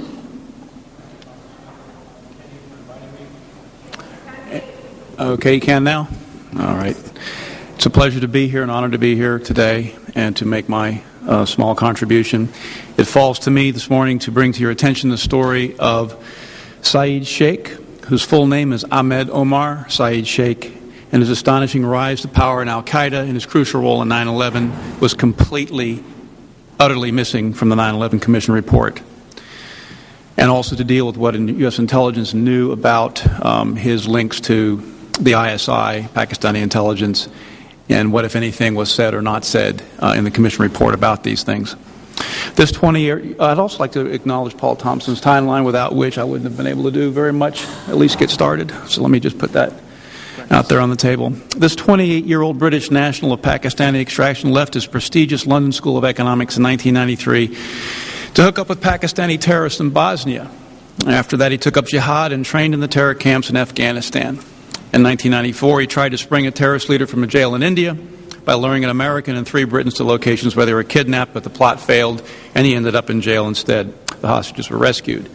Pakistan's intelligence service, the ISI, paid for his lawyer, but he was never tried during his 5 years of incarceration. In 1995, 5 hostages, including an American, were killed in an attempt to spring Saeed Sheikh from jail. An Indian citizen was murdered in 1999 when Al-Qaeda and the ISI succeeded in freeing Saeed Sheikh by hijacking Indian Airlines Flight 814. Bin Laden immediately appointed Saeed Sheikh as a member of the Majlis al-Shura, the elite political council of Al-Qaeda, and referred to Sheikh as his special son. No attempt was made to arrest him when he returned to Pakistan. The ISI gave him a home and protection from the police. He lived openly and frequented swanky parties attended by senior government officials. U.S. government sources told Newsweek he was a protected asset of the ISI. During his imprisonment, there was no indictment and no trial in India. There were no indictments in Britain or the United States either. Despite his kidnapping of British citizens, he was allowed to immediately travel to London. Go figure. On January 2, 2000, the British Foreign Office spokesman only say that this was so because he was a British citizen and had not been convicted of any offenses overseas. There was no conviction because there had been no trial. And Britain could have indicted and tried Saeed Sheikh if they'd wanted to. The fact is they didn't want to. They waited until after a September 2002 conviction for the murder of Daniel Pearl, for whom most Americans know about this man, to ask questions of the Indian government about him in connection with the first kidnapping. The British press called this long delay a mystery, but the outraged families of Sheikh's victims condemned it and called their government's decision a disgrace and a signal to others to do the same. The Americans did not act either. Even though he had kidnapped an American citizen in 94 and another American had died in the attempt to break him out in 95. These events led to no indictment in 1994, no indictment in 95, and there was no indictment after the hijacking of Flight 814 in 1999. The United States would wait until after the 9/11 attacks to take action, sealing an indictment of Saeed Sheikh for the 1994 kidnapping in November 2001. The question is why? Did the United States not indict Saeed Sheikh because he was a British informant? While the CIA itself claims that it failed to penetrate al-Qaeda's leadership, the agency has acknowledged on Capitol Hill in various forums that there were numerous sources being handled by foreign intelligence services. Did the agency receive information provided by Saeed Sheikh from British or Pakistani intelligence? This would help explain why Saeed Sheikh was not indicted and escaped justice for his crimes and traveled freely around England. If this is correct, then if Saeed Sheikh had been arrested, the best penetration of the al-Qaeda leadership would have been lost. Al-Qaeda had learned in the early 1990s from the Ali Muhammad case, many of you probably know about, I can't take the time to go into, that the benefits far outweighed the risks of becoming an informant for a Western intelligence agency. And I was interested in your presentation there and where you were going with the whole visa thing in Jeddah for that same reason. If the foregoing analysis has any merit, Western intelligence agencies were receiving reports from a senior al-Qaeda source. Once again, however, al-Qaeda had used Western intelligence to accomplish its own mission. Saeed Sheikh was probably a triple agent. According to Pakistani police reports, for 2 years after his release, Saeed Sheikh traveled regularly to training camps in Afghanistan where he trained recruits for al-Qaeda. According to British police reports, he trained the 9/11 terrorists in hijacking techniques. Saeed Sheikh turned al-Qaeda, well, by the way, he reported directly to Abu Zubaydah, al-Qaeda's chief of external operations. He turned al-Qaeda into the more capable and operationally secure organization that it was on the morning of 9/11. Saeed Sheikh, the man about whom the Commission report utters not one word, overhauled al-Qaeda's logistics, communications, and financial networks and was given responsibilities in international liaisons, such as relations with the Hezbollah or the Sudanese National Islamic Front. To facilitate financial and communications needs, he designed a new secure encrypted web-based communication system for al-Qaeda. There was talk he would one day succeed bin Laden. Over and above all these responsibilities, Saeed Sheikh had another extremely sensitive job for al-Qaeda. He was the group's principal liaison with the ISI, working with various and current former officers of Pakistani intelligence, including Lieutenant General Muhammad Aziz Khan, who after Pervez Musharraf himself was the most powerful army commander in Pakistan. Saeed Sheikh played a vital role in the 9/11 plot by financing the hijackers. For his trouble, he received the same personal budget as the two other key coordinators, Khalid Sheikh Mohammed and Ramzi bin al-Shib. As the 9/11 attacks neared, the ISI chief, General Ahmed, became more deeply mired in the plot, apparently to secure new sources of funds for the airline tickets needed for the reconnaissance flights and the flights on the date of the attack. In early August, Saeed's former prison mates kidnapped a wealthy shoe tycoon in India and held him for 15 days. The chief gangster, Mr. Ansari, ran the kidnapping operation right from Dubai, United Arab Emirates, right where Saeed Sheikh was carrying out his 9/11 paymaster duties. The kidnappers freed their hostage for $830,000 and gave $100,000 to Saeed Sheikh. In an email discovered afterwards, Ansari said, "I've paid $100,000 to Sheikh." On the orders of the ISI chief, General Ahmed, Saeed Sheikh then wired the money to the hijacker leader Muhammad Atta. Flush with cash, Atta, Hamzi, and Hanjour each flew first class on the type of aircraft they would use on 9/11. Now I'll turn to the Commission report and what U.S. intelligence did with this in the hours and days right after the 9/11 attacks. In the appendix of names at the back of the 9/11 Commission report, there is a Sheikh Saeed, al-Marsi, listed as an Egyptian and finance chief of al-Qaeda. Al-Marsi is simply a common code name used by many al-Qaeda operatives, and of course, Sheikh Saeed is a transposition of the name Saeed Sheikh, about whom the report says nothing. In Chapter 2, which describes the al-Qaeda leadership in detail from 1988 to 1998, there is no mention of this Sheikh Saeed al-Marsi, the alleged Egyptian finance chief of al-Qaeda. Chapters 5 and 6 pick up the history of al-Qaeda again, as plans were honed for a major attack on the U.S. mainland, but despite the many, many names mentioned and discussed, nowhere was this reputed finance chief, Sheikh Saeed, mentioned. Besides the entry in the index of names, this Sheikh Saeed is mentioned only one time in the 9/11 final report. He pops up out of nowhere just 6 weeks before the attack and is identified only as al-Qaeda's finance chief and is said to have been in a handful of senior al-Qaeda leaders who opposed the attack. He's never mentioned again, probably because he's a ghost of our Saeed Sheikh. The 9/11 Commission, which studied U.S. intelligence and law enforcement community performance in great detail, maybe not so much great detail, but they did, neglected to cover the community's performance during the weeks following the attacks to determine who was responsible for them. Not a word about that in the report. The report does discuss the immediate U.S. responses, but the immediate investigation is never addressed. And anyone who has closely studied the post-9/11 investigation knows that the first breakthrough came 2 weeks into the investigation when the money transfers from the United Arab Emirates to the hijackers were uncovered. Furthermore, if you have studied that investigation, you know there is no disputing that while investigators may have struggled with the identity of the paymaster, they were clear about one thing. He was al-Qaeda's finance chief. For this reason alone, you have to ask why the 9/11 Commission report never mentions the finance chief's role in the 9/11 paymaster, as the 9/11 paymaster. The 9/11 Commission staff was not brain dead. They likely left this out because of the sensitivity of Saeed Sheikh's story.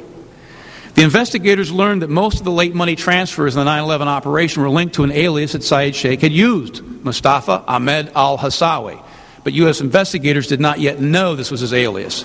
So the game to find out who Hassawi was afoot, and the first person they suspected was announced on September 24th.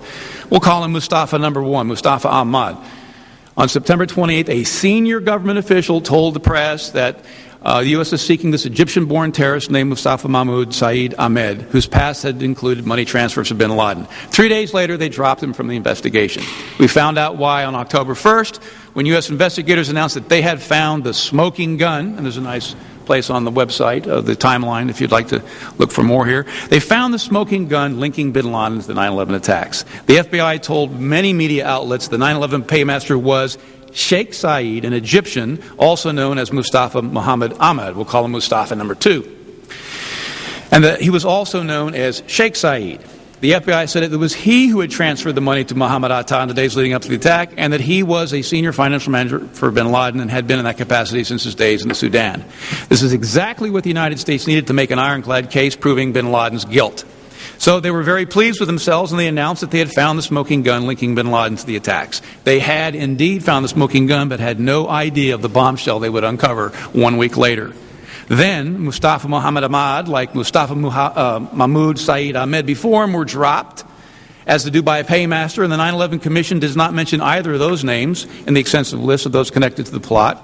At the end of the first week of October, an FBI team investigating the 9/11 attacks made a startling breakthrough.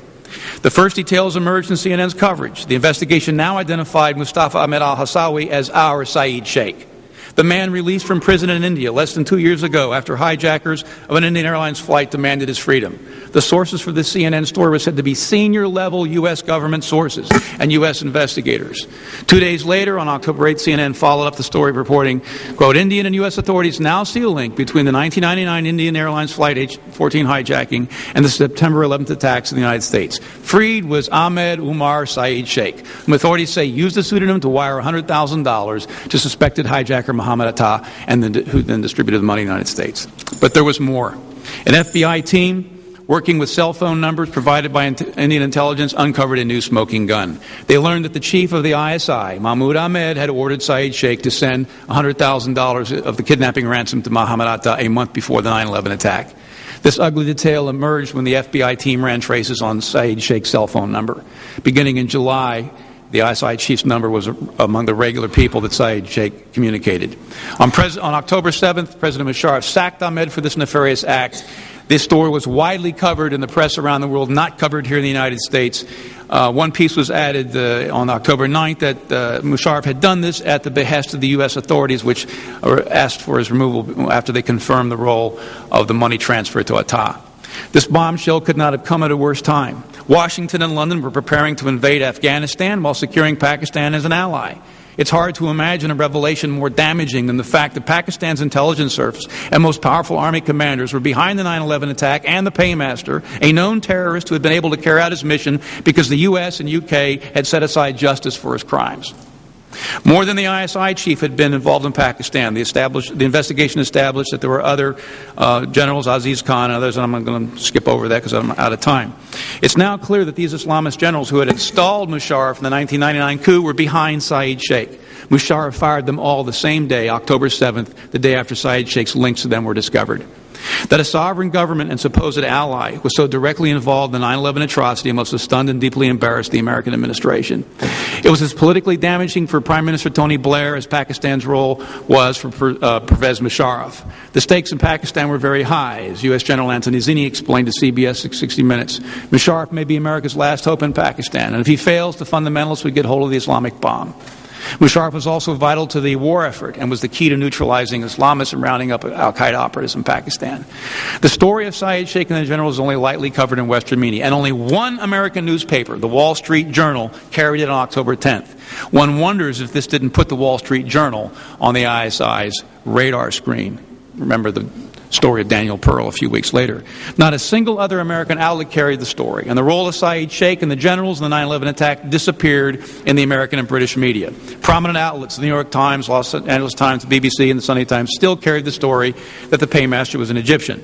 Asian media, however, bored in on the story of Saeed Sheikh and the generals and prodded the West, asking why there was so little pressure to hand him over. And there would be no pressure to do so until after Pearl was murdered 4 months later. Pearl discovered that senior Pakistani scientists were helping bin Laden acquire nuclear know-how. For his part, Saeed Sheikh didn't seem worried about it. He returned in October to Lahore and again partied with government leaders. The American media, wholly dependent on U.S. government sources, seemed not to notice. In the middle of November, the U.S. government suddenly dropped his Egyptian identity and claimed he was a Saudi businessman. Where did that come from? From a British source, two oblique references to another Ahmed in a Dublin charity link to al-Qaeda. And with that, the story died. This dubious fourth version underpinned the separation of Saeed Sheikh from the astonishing story of his rise to power in al-Qaeda and his shadowy but crucial role in the 9/11 plot. But a noticeable facet of this fourth version is that the paymaster was still the CFO of al-Qaeda. The 9/11 Commission report, which carries Mustafa al-Hassawi as the paymaster and Sheikh Saeed as the al-Qaeda CFO, has dodged the issue and does not say if the two are the same or not. Thus, technically, even if the Commission staff knew the truth, they have not told a bald lie. John? By not addressing the issue, however, the Commission leaves the impression that both men are real, which helps to perpetuate the suppression of Saeed Sheikh's story. Saeed Sheikh from 9/11 and al-Qaeda, U.S. authorities had no intention of letting him get off scot-free. In mid-November, at the very moment he went from prominence to obscurity, the United States finally but secretly indicted Saeed Sheikh for the 1994 kidnapping of American India. The indictment will only be revealed in late February 2002. Excuse me, John. We're going to have to ask you to wrap up very briefly. 3 sentences to go. Okay, thank you. One might be, the indictment would, the administration, then an administration official speaking in terms of anonymity, told Agence France Presse that the Justice Department had pressed the National Security Council to have Saeed Sheikh extradited. One might be justified in asking the question, why would the National Security Council have to be pressed to extradite a murder of U.S. citizens? By late February, the issue was moot. Pearl was murdered, and Musharraf swore he would personally hang him before turning him over to the Americans, unlike Khalid Sheikh Mohammed and Ramzi bin al-Shib, whom he did turn over. But of course, they had not been Western penetrations of al-Qaeda. So we've learned through the Congresswoman McKinney's office that there was a classified briefing about Saeed Sheikh. While that's comforting, the fact that the rest of the world knows about his role in 9/11 while the American public and most of Congress remains ignorant is disquieting. We can no longer say we're protecting sources and methods about a story known to the rest of this planet. We are now mocked for our ignorance about this story, and even members of Britain's Parliament poke fun at us. It's long past time to come clean about Ahmed Saeed Sheikh. Thank you, John. And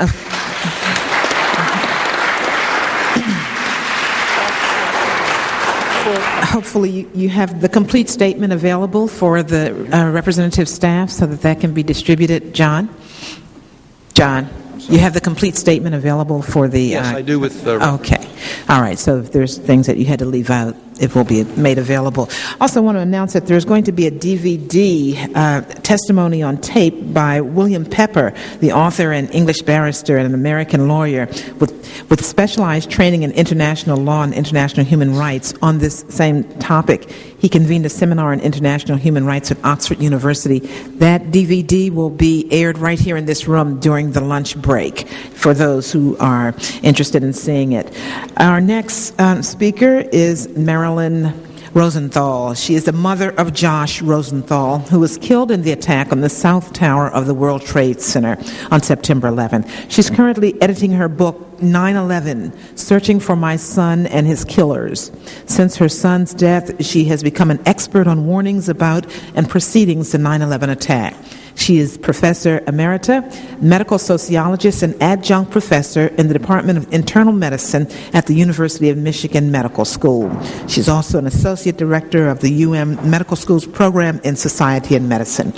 Welcome, Ms. Rosenthal. Thank you very much. Thank you. I appreciate the opportunity to share some of my research.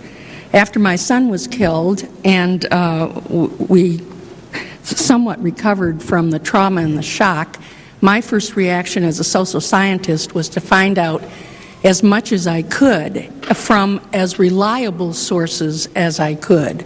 And one of the subjects I was interested in, along with many other members of victims' families, is what information the White House could have had available to it before 9/11. So I'd like to summarize my findings here by telling you a little bit about the 10 different sources of information the White House could have had access to, that the President could have had on his desk in helping understand what was going on in the world. There are 15 United States government intelligence agencies. We've heard a lot about the CIA and the FBI, but there's many more than that, and I want to talk about one of them after I go through the list. We also have documented the information that the White House and various intelligence agencies received from foreign intelligence agencies in a period of time leading up to 9/11. In addition to that, there are the public declarations from Osama bin Laden. There were the transition briefings from the Clinton administration officials. There was information from America's foremost terrorism experts, George Tenet and Richard Clarke. There was information that came through the FAA, the Federal Aviation Administration.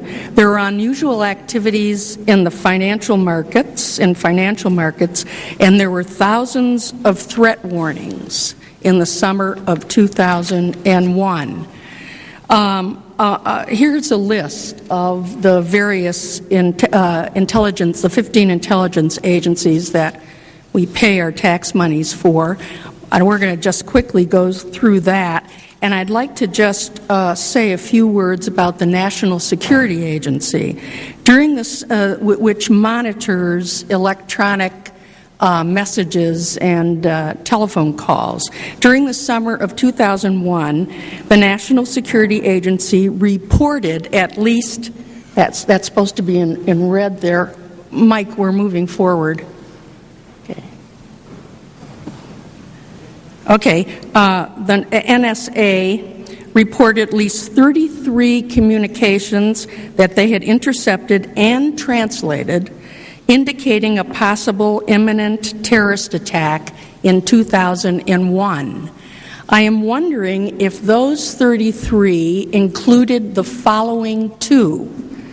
Okay, on August 20th, 2001, Mohammed Atta sent a coded email message to Ramzi Ben El-Sheib, the handler for the cell here, indicating the approximate time of the attack in 3 weeks and the 4 targets. That was a coded message, and I would presume our coding experts would have been able to figure out what that said. But a little easier to figure out was a telephone message from Atta to Ramsey on August 29th, 2001, indicating the date of the attack. And the code in that was so simple that my 12-year-old granddaughter could figure it out immediately, and it was 11/9. Way of writing a date, 9/11. That information is from a book called Masterminds of Terror, which was written by two British journalists and is based on interviews with Ramzi and Khalid Sheikh Mohammed before they were captured in Pakistan. In addition, we can look very quickly at the foreign sources of intelligence concerning imminent attacks. All my material, by the way, is from the public sector, and any of you with persistence can find all this. In the late summer of 2001, there were specific messages from Britain, Egypt, Israel, Jordan, the governments or intelligence agencies or heads of governments, and interestingly enough, from a secret Taliban emissary from Afghanistan. I don't know what to make of that. And warning of an imminent attack. There was additional intelligence information in the decade before, and particularly the year before, from all of those intelligence agencies. Then, when we turn to government reports, some of which have been mentioned here, there were 8 government reports between 1994 and the last one in 2001.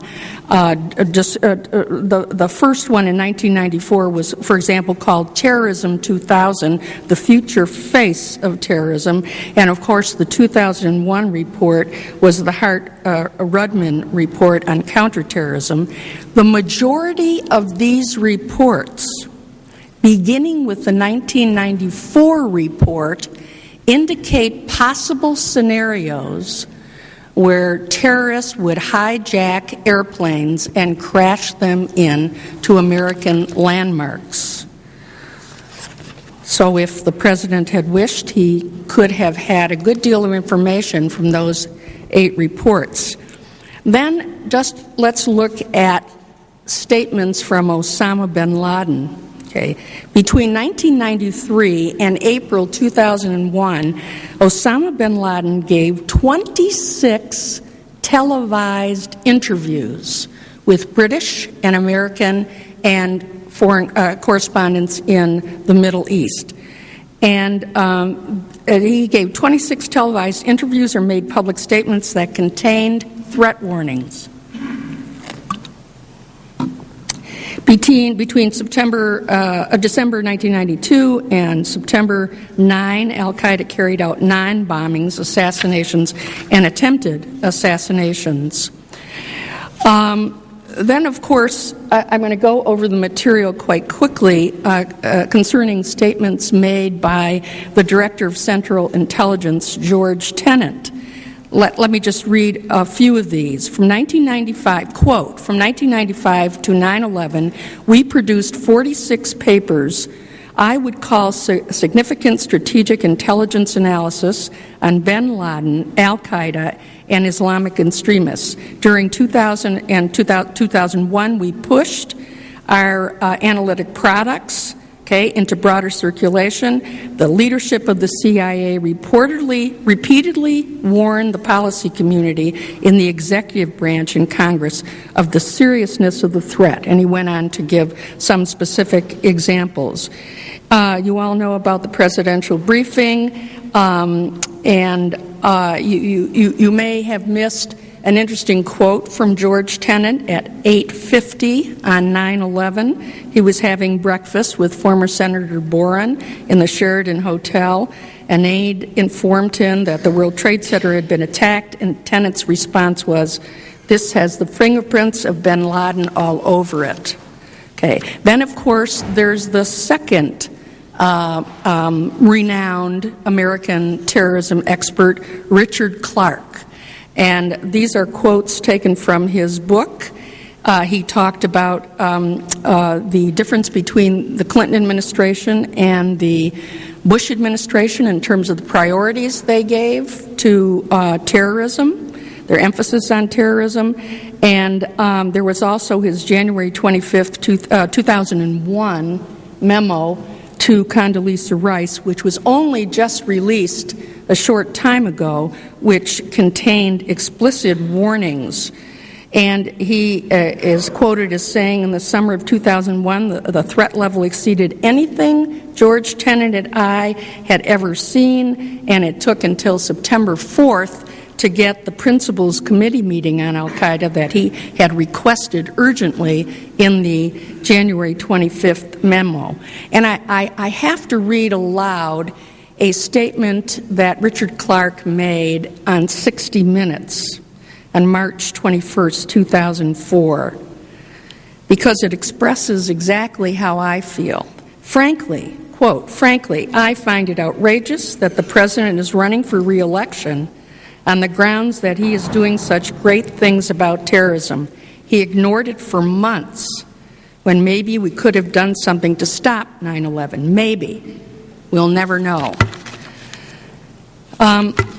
Then there was information that was available from the FAA.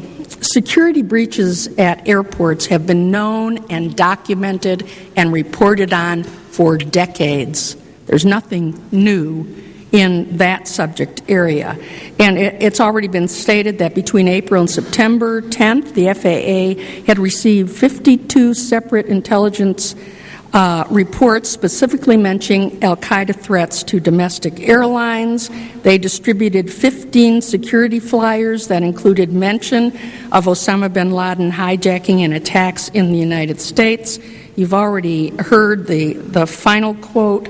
We also know that in the several months before 9/11, there were 30 cockpit intrusions on American commercial airlines. There's a lot to be said about that. And I see my time is running short, and I'm going to continue for a little bit more. There's been a lot of interest in activities in the financial markets, and all of you know about the unusual spikes in put orders in the options market on American and unusual airlines, unusual short sells on reinsurance companies that held insurance on buildings in the World Trade Center. There was also unusual purchases of Treasury notes and unusual surges in currency flow.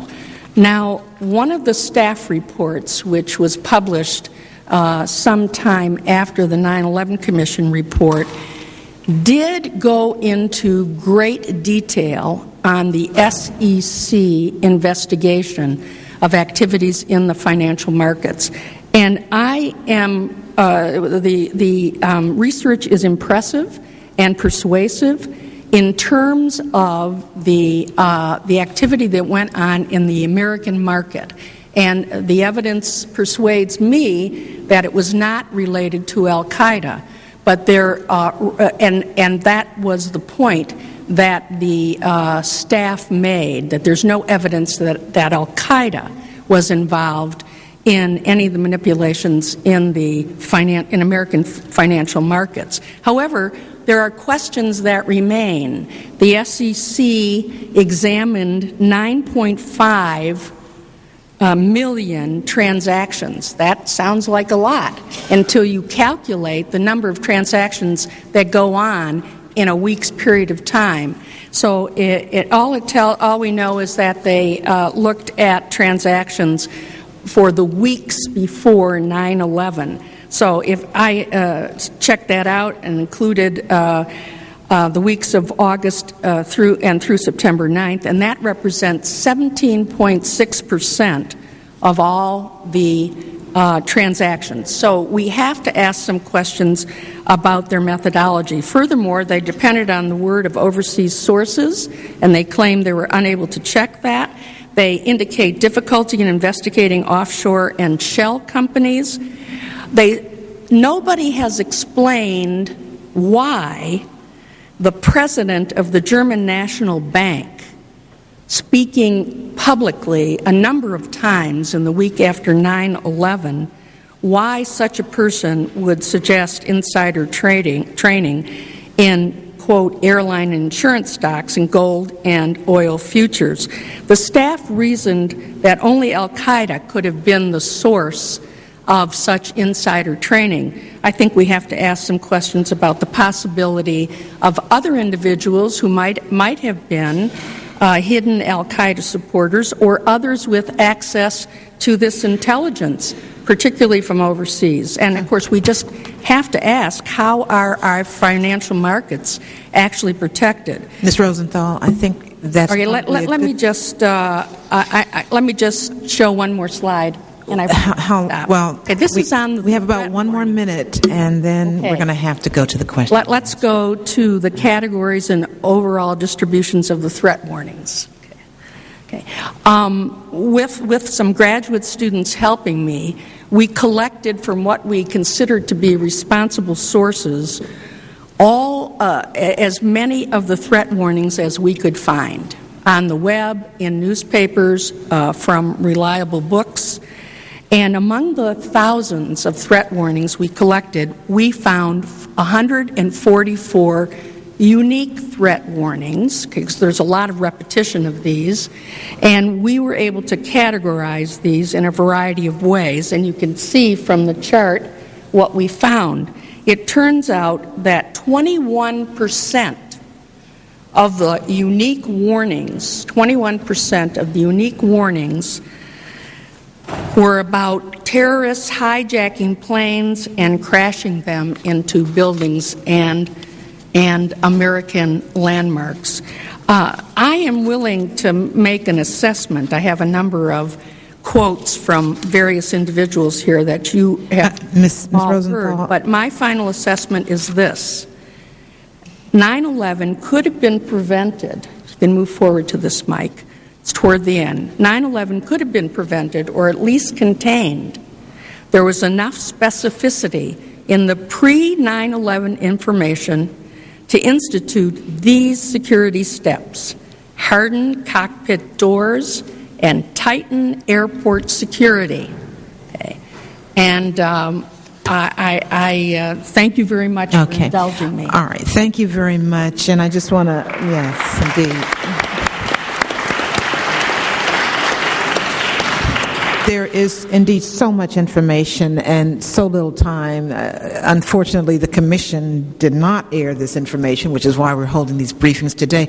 I want to let everyone know that this session, this briefing, is online streaming as we speak. Also, a DVD will be available of this briefing later, and an online posting will be available later at www.house.gov/McKinney.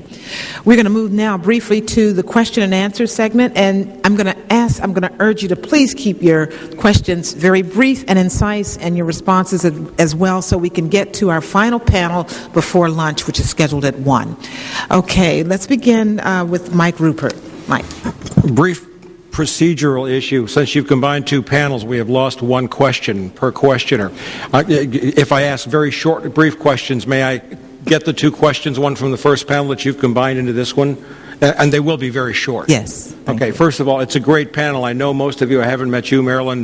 Dr. Newman, very familiar with your work on JFK in Mexico City. Good job.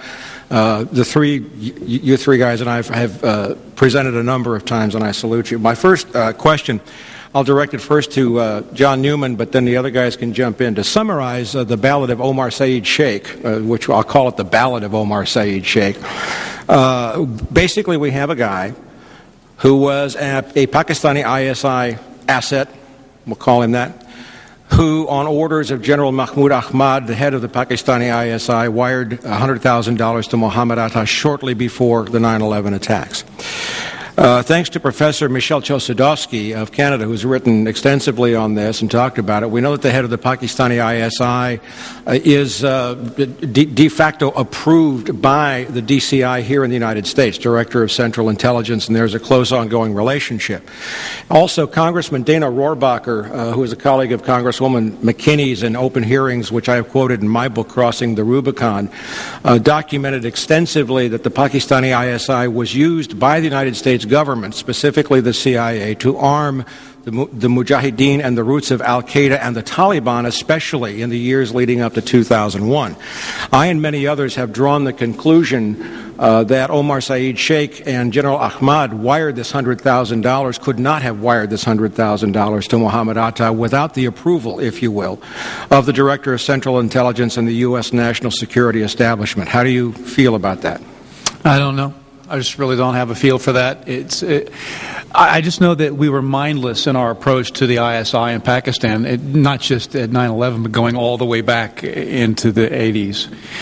It was proliferation, and counter-narcotics was always the excuse why we had to look the other way. And, of course, they were proliferating like crazy and doing nothing at all to stop narcotics, so it was a failed policy. But if you look at the State Department, the story there, and the White House initiatives, they did whatever they wanted to, and we blessed it. So whether or not Tenet was intimately involved every day with every decision, I can't address that. I just don't know.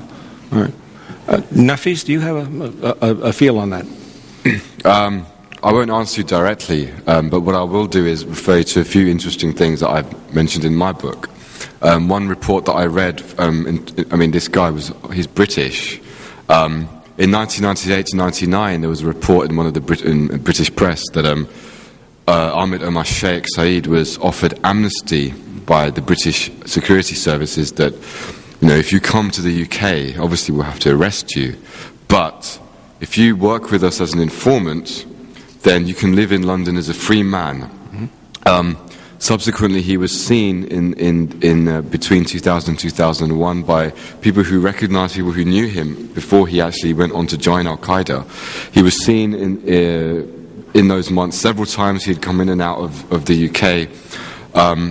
And the government's response, as John mentioned, was to the outrage of the victims' families in the 1994 hijackings that he'd participated in, was, how could the government allow this to happen? This guy should have been arrested and prosecuted, and the response of the government was decidedly inadequate. Well, he hasn't been tried and convicted. Well, maybe that's what we should do in Britain. And the question remains as to what is his connection to the British government in that respect. The facts seem to suggest that he did go on to join and agree to the amnesty, which calls into question his relationship to the intelligence services and raises the issue. And there are a number of reports to this effect about Ahmed Omar Sheikh, which are very disturbing. Okay. Let me move very quickly into my second question. Paul, early on you referenced the war games. Now, in Crossing the Rubicon, of course, I've done a detailed analysis of 3 field training exercise war games and two command post exercises that were taking place on 9/11, which effectively paralyzed NORAD response. We had Northern Vigilance moving a large number of U.S. fighters out of the Northeast Air Defense Sector at a time of heightened danger, very, very specific warnings. We have documented war game live fly drills taking place thanks to CNN and USA Today. Since the publication of my book, I have confirmed an additional exercise, Northern Guardian, which I only mentioned in passage, which also had moved fighters to Iceland and Greenland on the day of 9/11, and as many as 22 false radar injects inserted onto the Northeast Air Defense Sector radar screens. In light of the fact that in May of 2001, a White House order placed all war game exercises under the direct control of the Vice President Richard Cheney and his office, who had responsibility for scheduling all war game exercise, how would you categorize the scheduling of now 5 separate, conflicting, overlapping war game exercises on September the 11th, which paralyzed FAA and the Northeast Air Defense Sector? Would you call that an accident, or could you call that an accident? Well, I think that's a very important issue, and one I've been looking into a lot lately. I'm about to publish an essay on the internet that I co-wrote with another person. Should come out in a week or two on the cooperativeresearch.org website, where we're looking into exactly this question And following up on your research and other people's research, we found yet more war games. There's another one called Global Guardian that was actually described in one newspaper article as a practice Armageddon. So if you can imagine on the day of 9/11 that there's a practice Armageddon involving large sectors of the U.S. military, and this is something that has not been commonly reported. And another thing we found that was interesting is that many of these war games seem to be coordinated together, at least in past years. You can see this from a lot of the names. We have Vigilant Guardian, we have Northern Guardian, we have Global Guardian. Obviously, there's a link there. And curiously, in the case of some of these war games, it appears that in past years they had taken place in October, and they were moved to early September in this year, causing seemingly a larger number of war games than was usual to all be taking place at the same time. In light of the fact that the United States government, we now know, was swimming in detailed warnings about aircraft being hijacked to use as weapons against the World Trade Center, the White House, et cetera, multiple targets. We were swimming in threat warnings at that time, specific ones. Does it make sense to you that these 5, 6, however many now, war game exercises would have been scheduled so as to weaken the response capabilities of NORAD or Northeast Air Defense Sector at that time? Yeah, of course not. In fact, fact I find very interesting, which was mentioned in the New York Times and seems to have missed most people, is that in early July, Richard Clark and Condoleezza Rice were in a meeting, and one of the things that came out of that meeting was that they directed the FBI, the CIA, and the Pentagon to prepare for 3 to 5 simultaneous terrorist attacks. Now, of course, we know that there were 4 attacks, so that was a pretty good guess.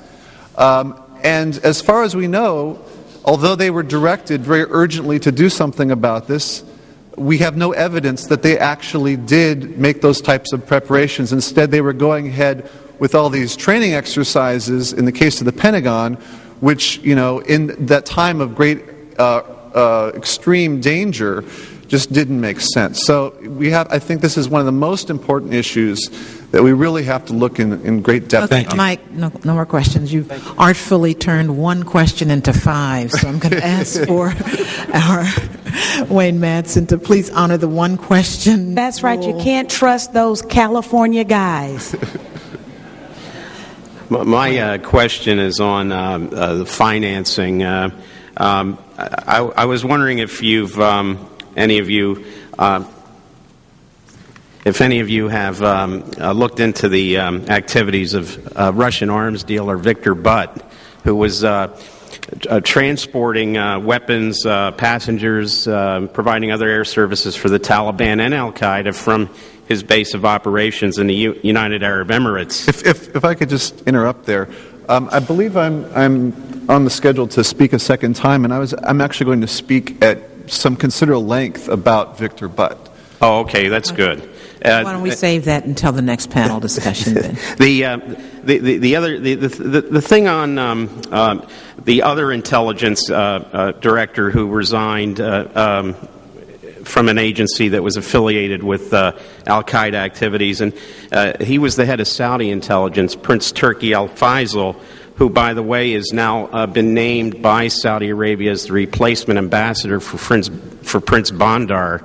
And he, right now, it looks like the Bush administration, he's going to be allowed to present his credentials to President Bush. But Prince Turki had many meetings with bin Laden and Taliban and Al-Qaeda leaders. So if anyone could talk about his role in helping to fund, he's denied it, and he sued Paris Match, the French magazine, for libel successfully. But I don't think we have to worry about Saudi lawyers in the United States. So can you say anything about Prince Turki and what he did, similarly to what Mahmoud Ahmed did with the ISI? Yeah, I could probably speak to that issue. He was fired. He had been director of the Saudi intelligence agency for something like 25 years, and he was fired about a week before 9/11.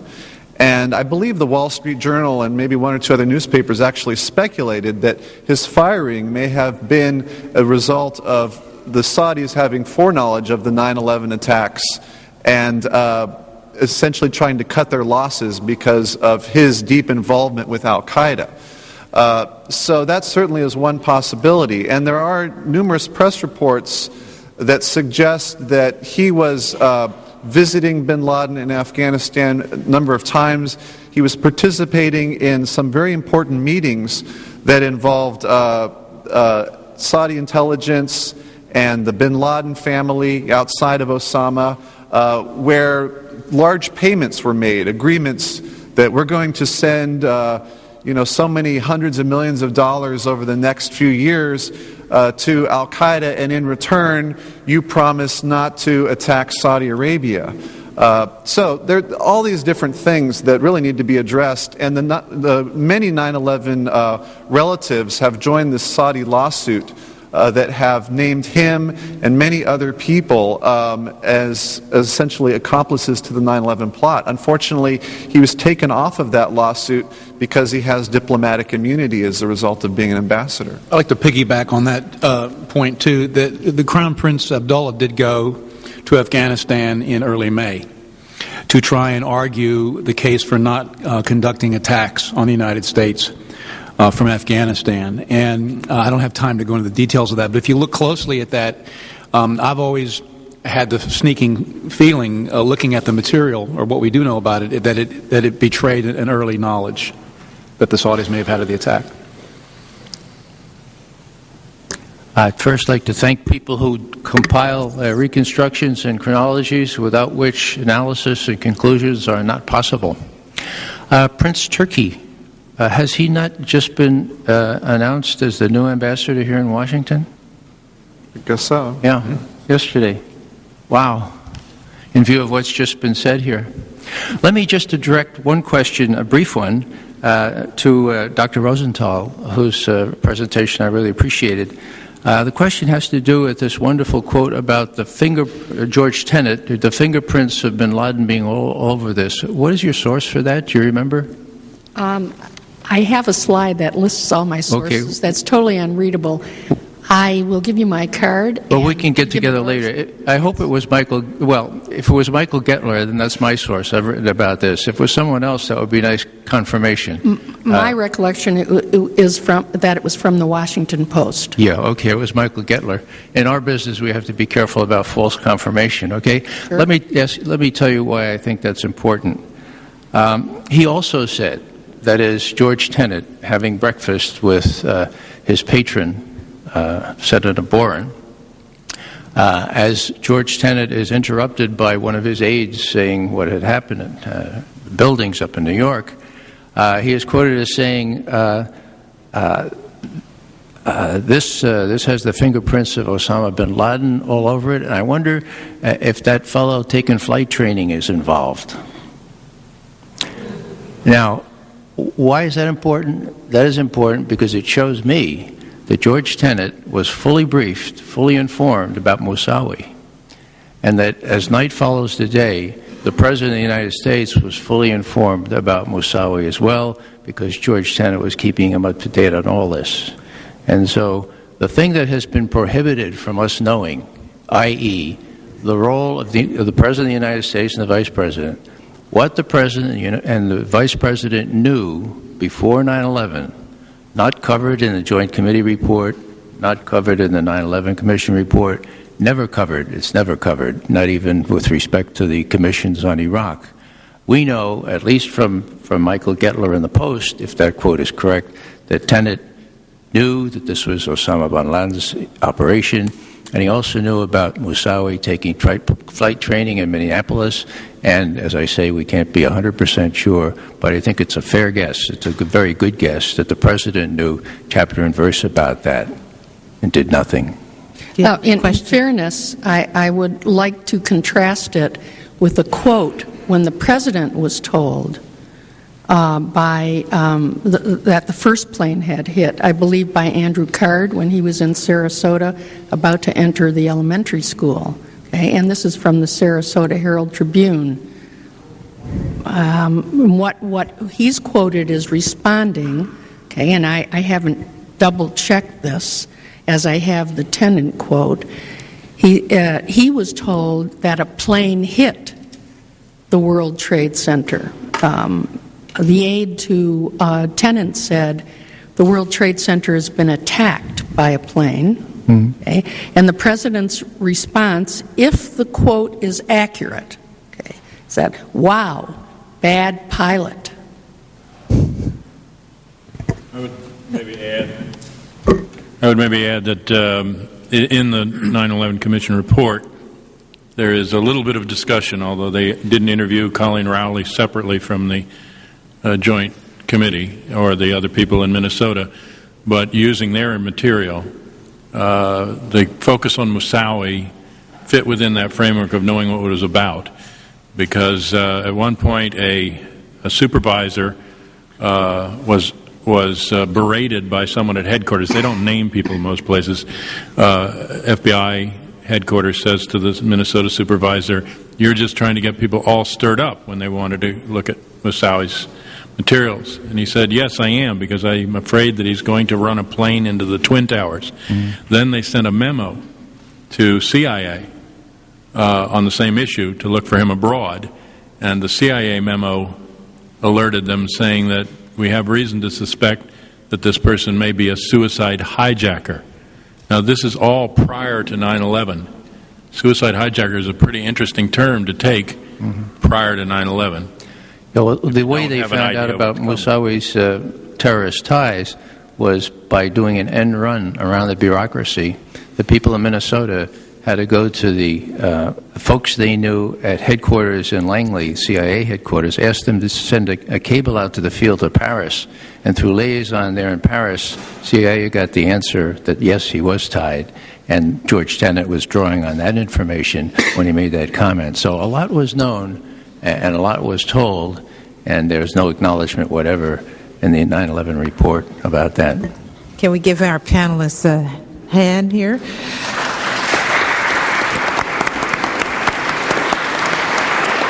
We are, in the interest of time, and in as much as your thirst for knowledge and this information has required us to make a slight adjustment in our schedule. Rather than take a full hour break for lunch, we're going to break now. We will return here by 1 o'clock, which is basically a 10 or 15-minute break. If there are light refreshments in the back, and if the panelists would like to join the Congresswoman in 320 Cannon for a brief time, feel free to do so. When we return, we will just roll through the rest of the day, and we'll begin with the discussion with Loretta Napoleoni, Peter Dale Scott, Nafez Ahmed, and Ann Norton. Thank you all very much. Great. Let me give you my card, too. Sorry. Got it in. Right now? Okay. No. I have a copy for you. Okay.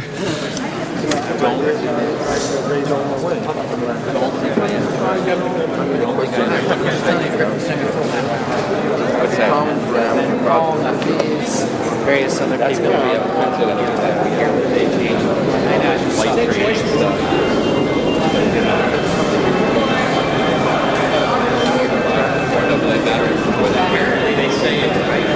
Tomorrow and Friday on C-SPAN, a public hearing reacts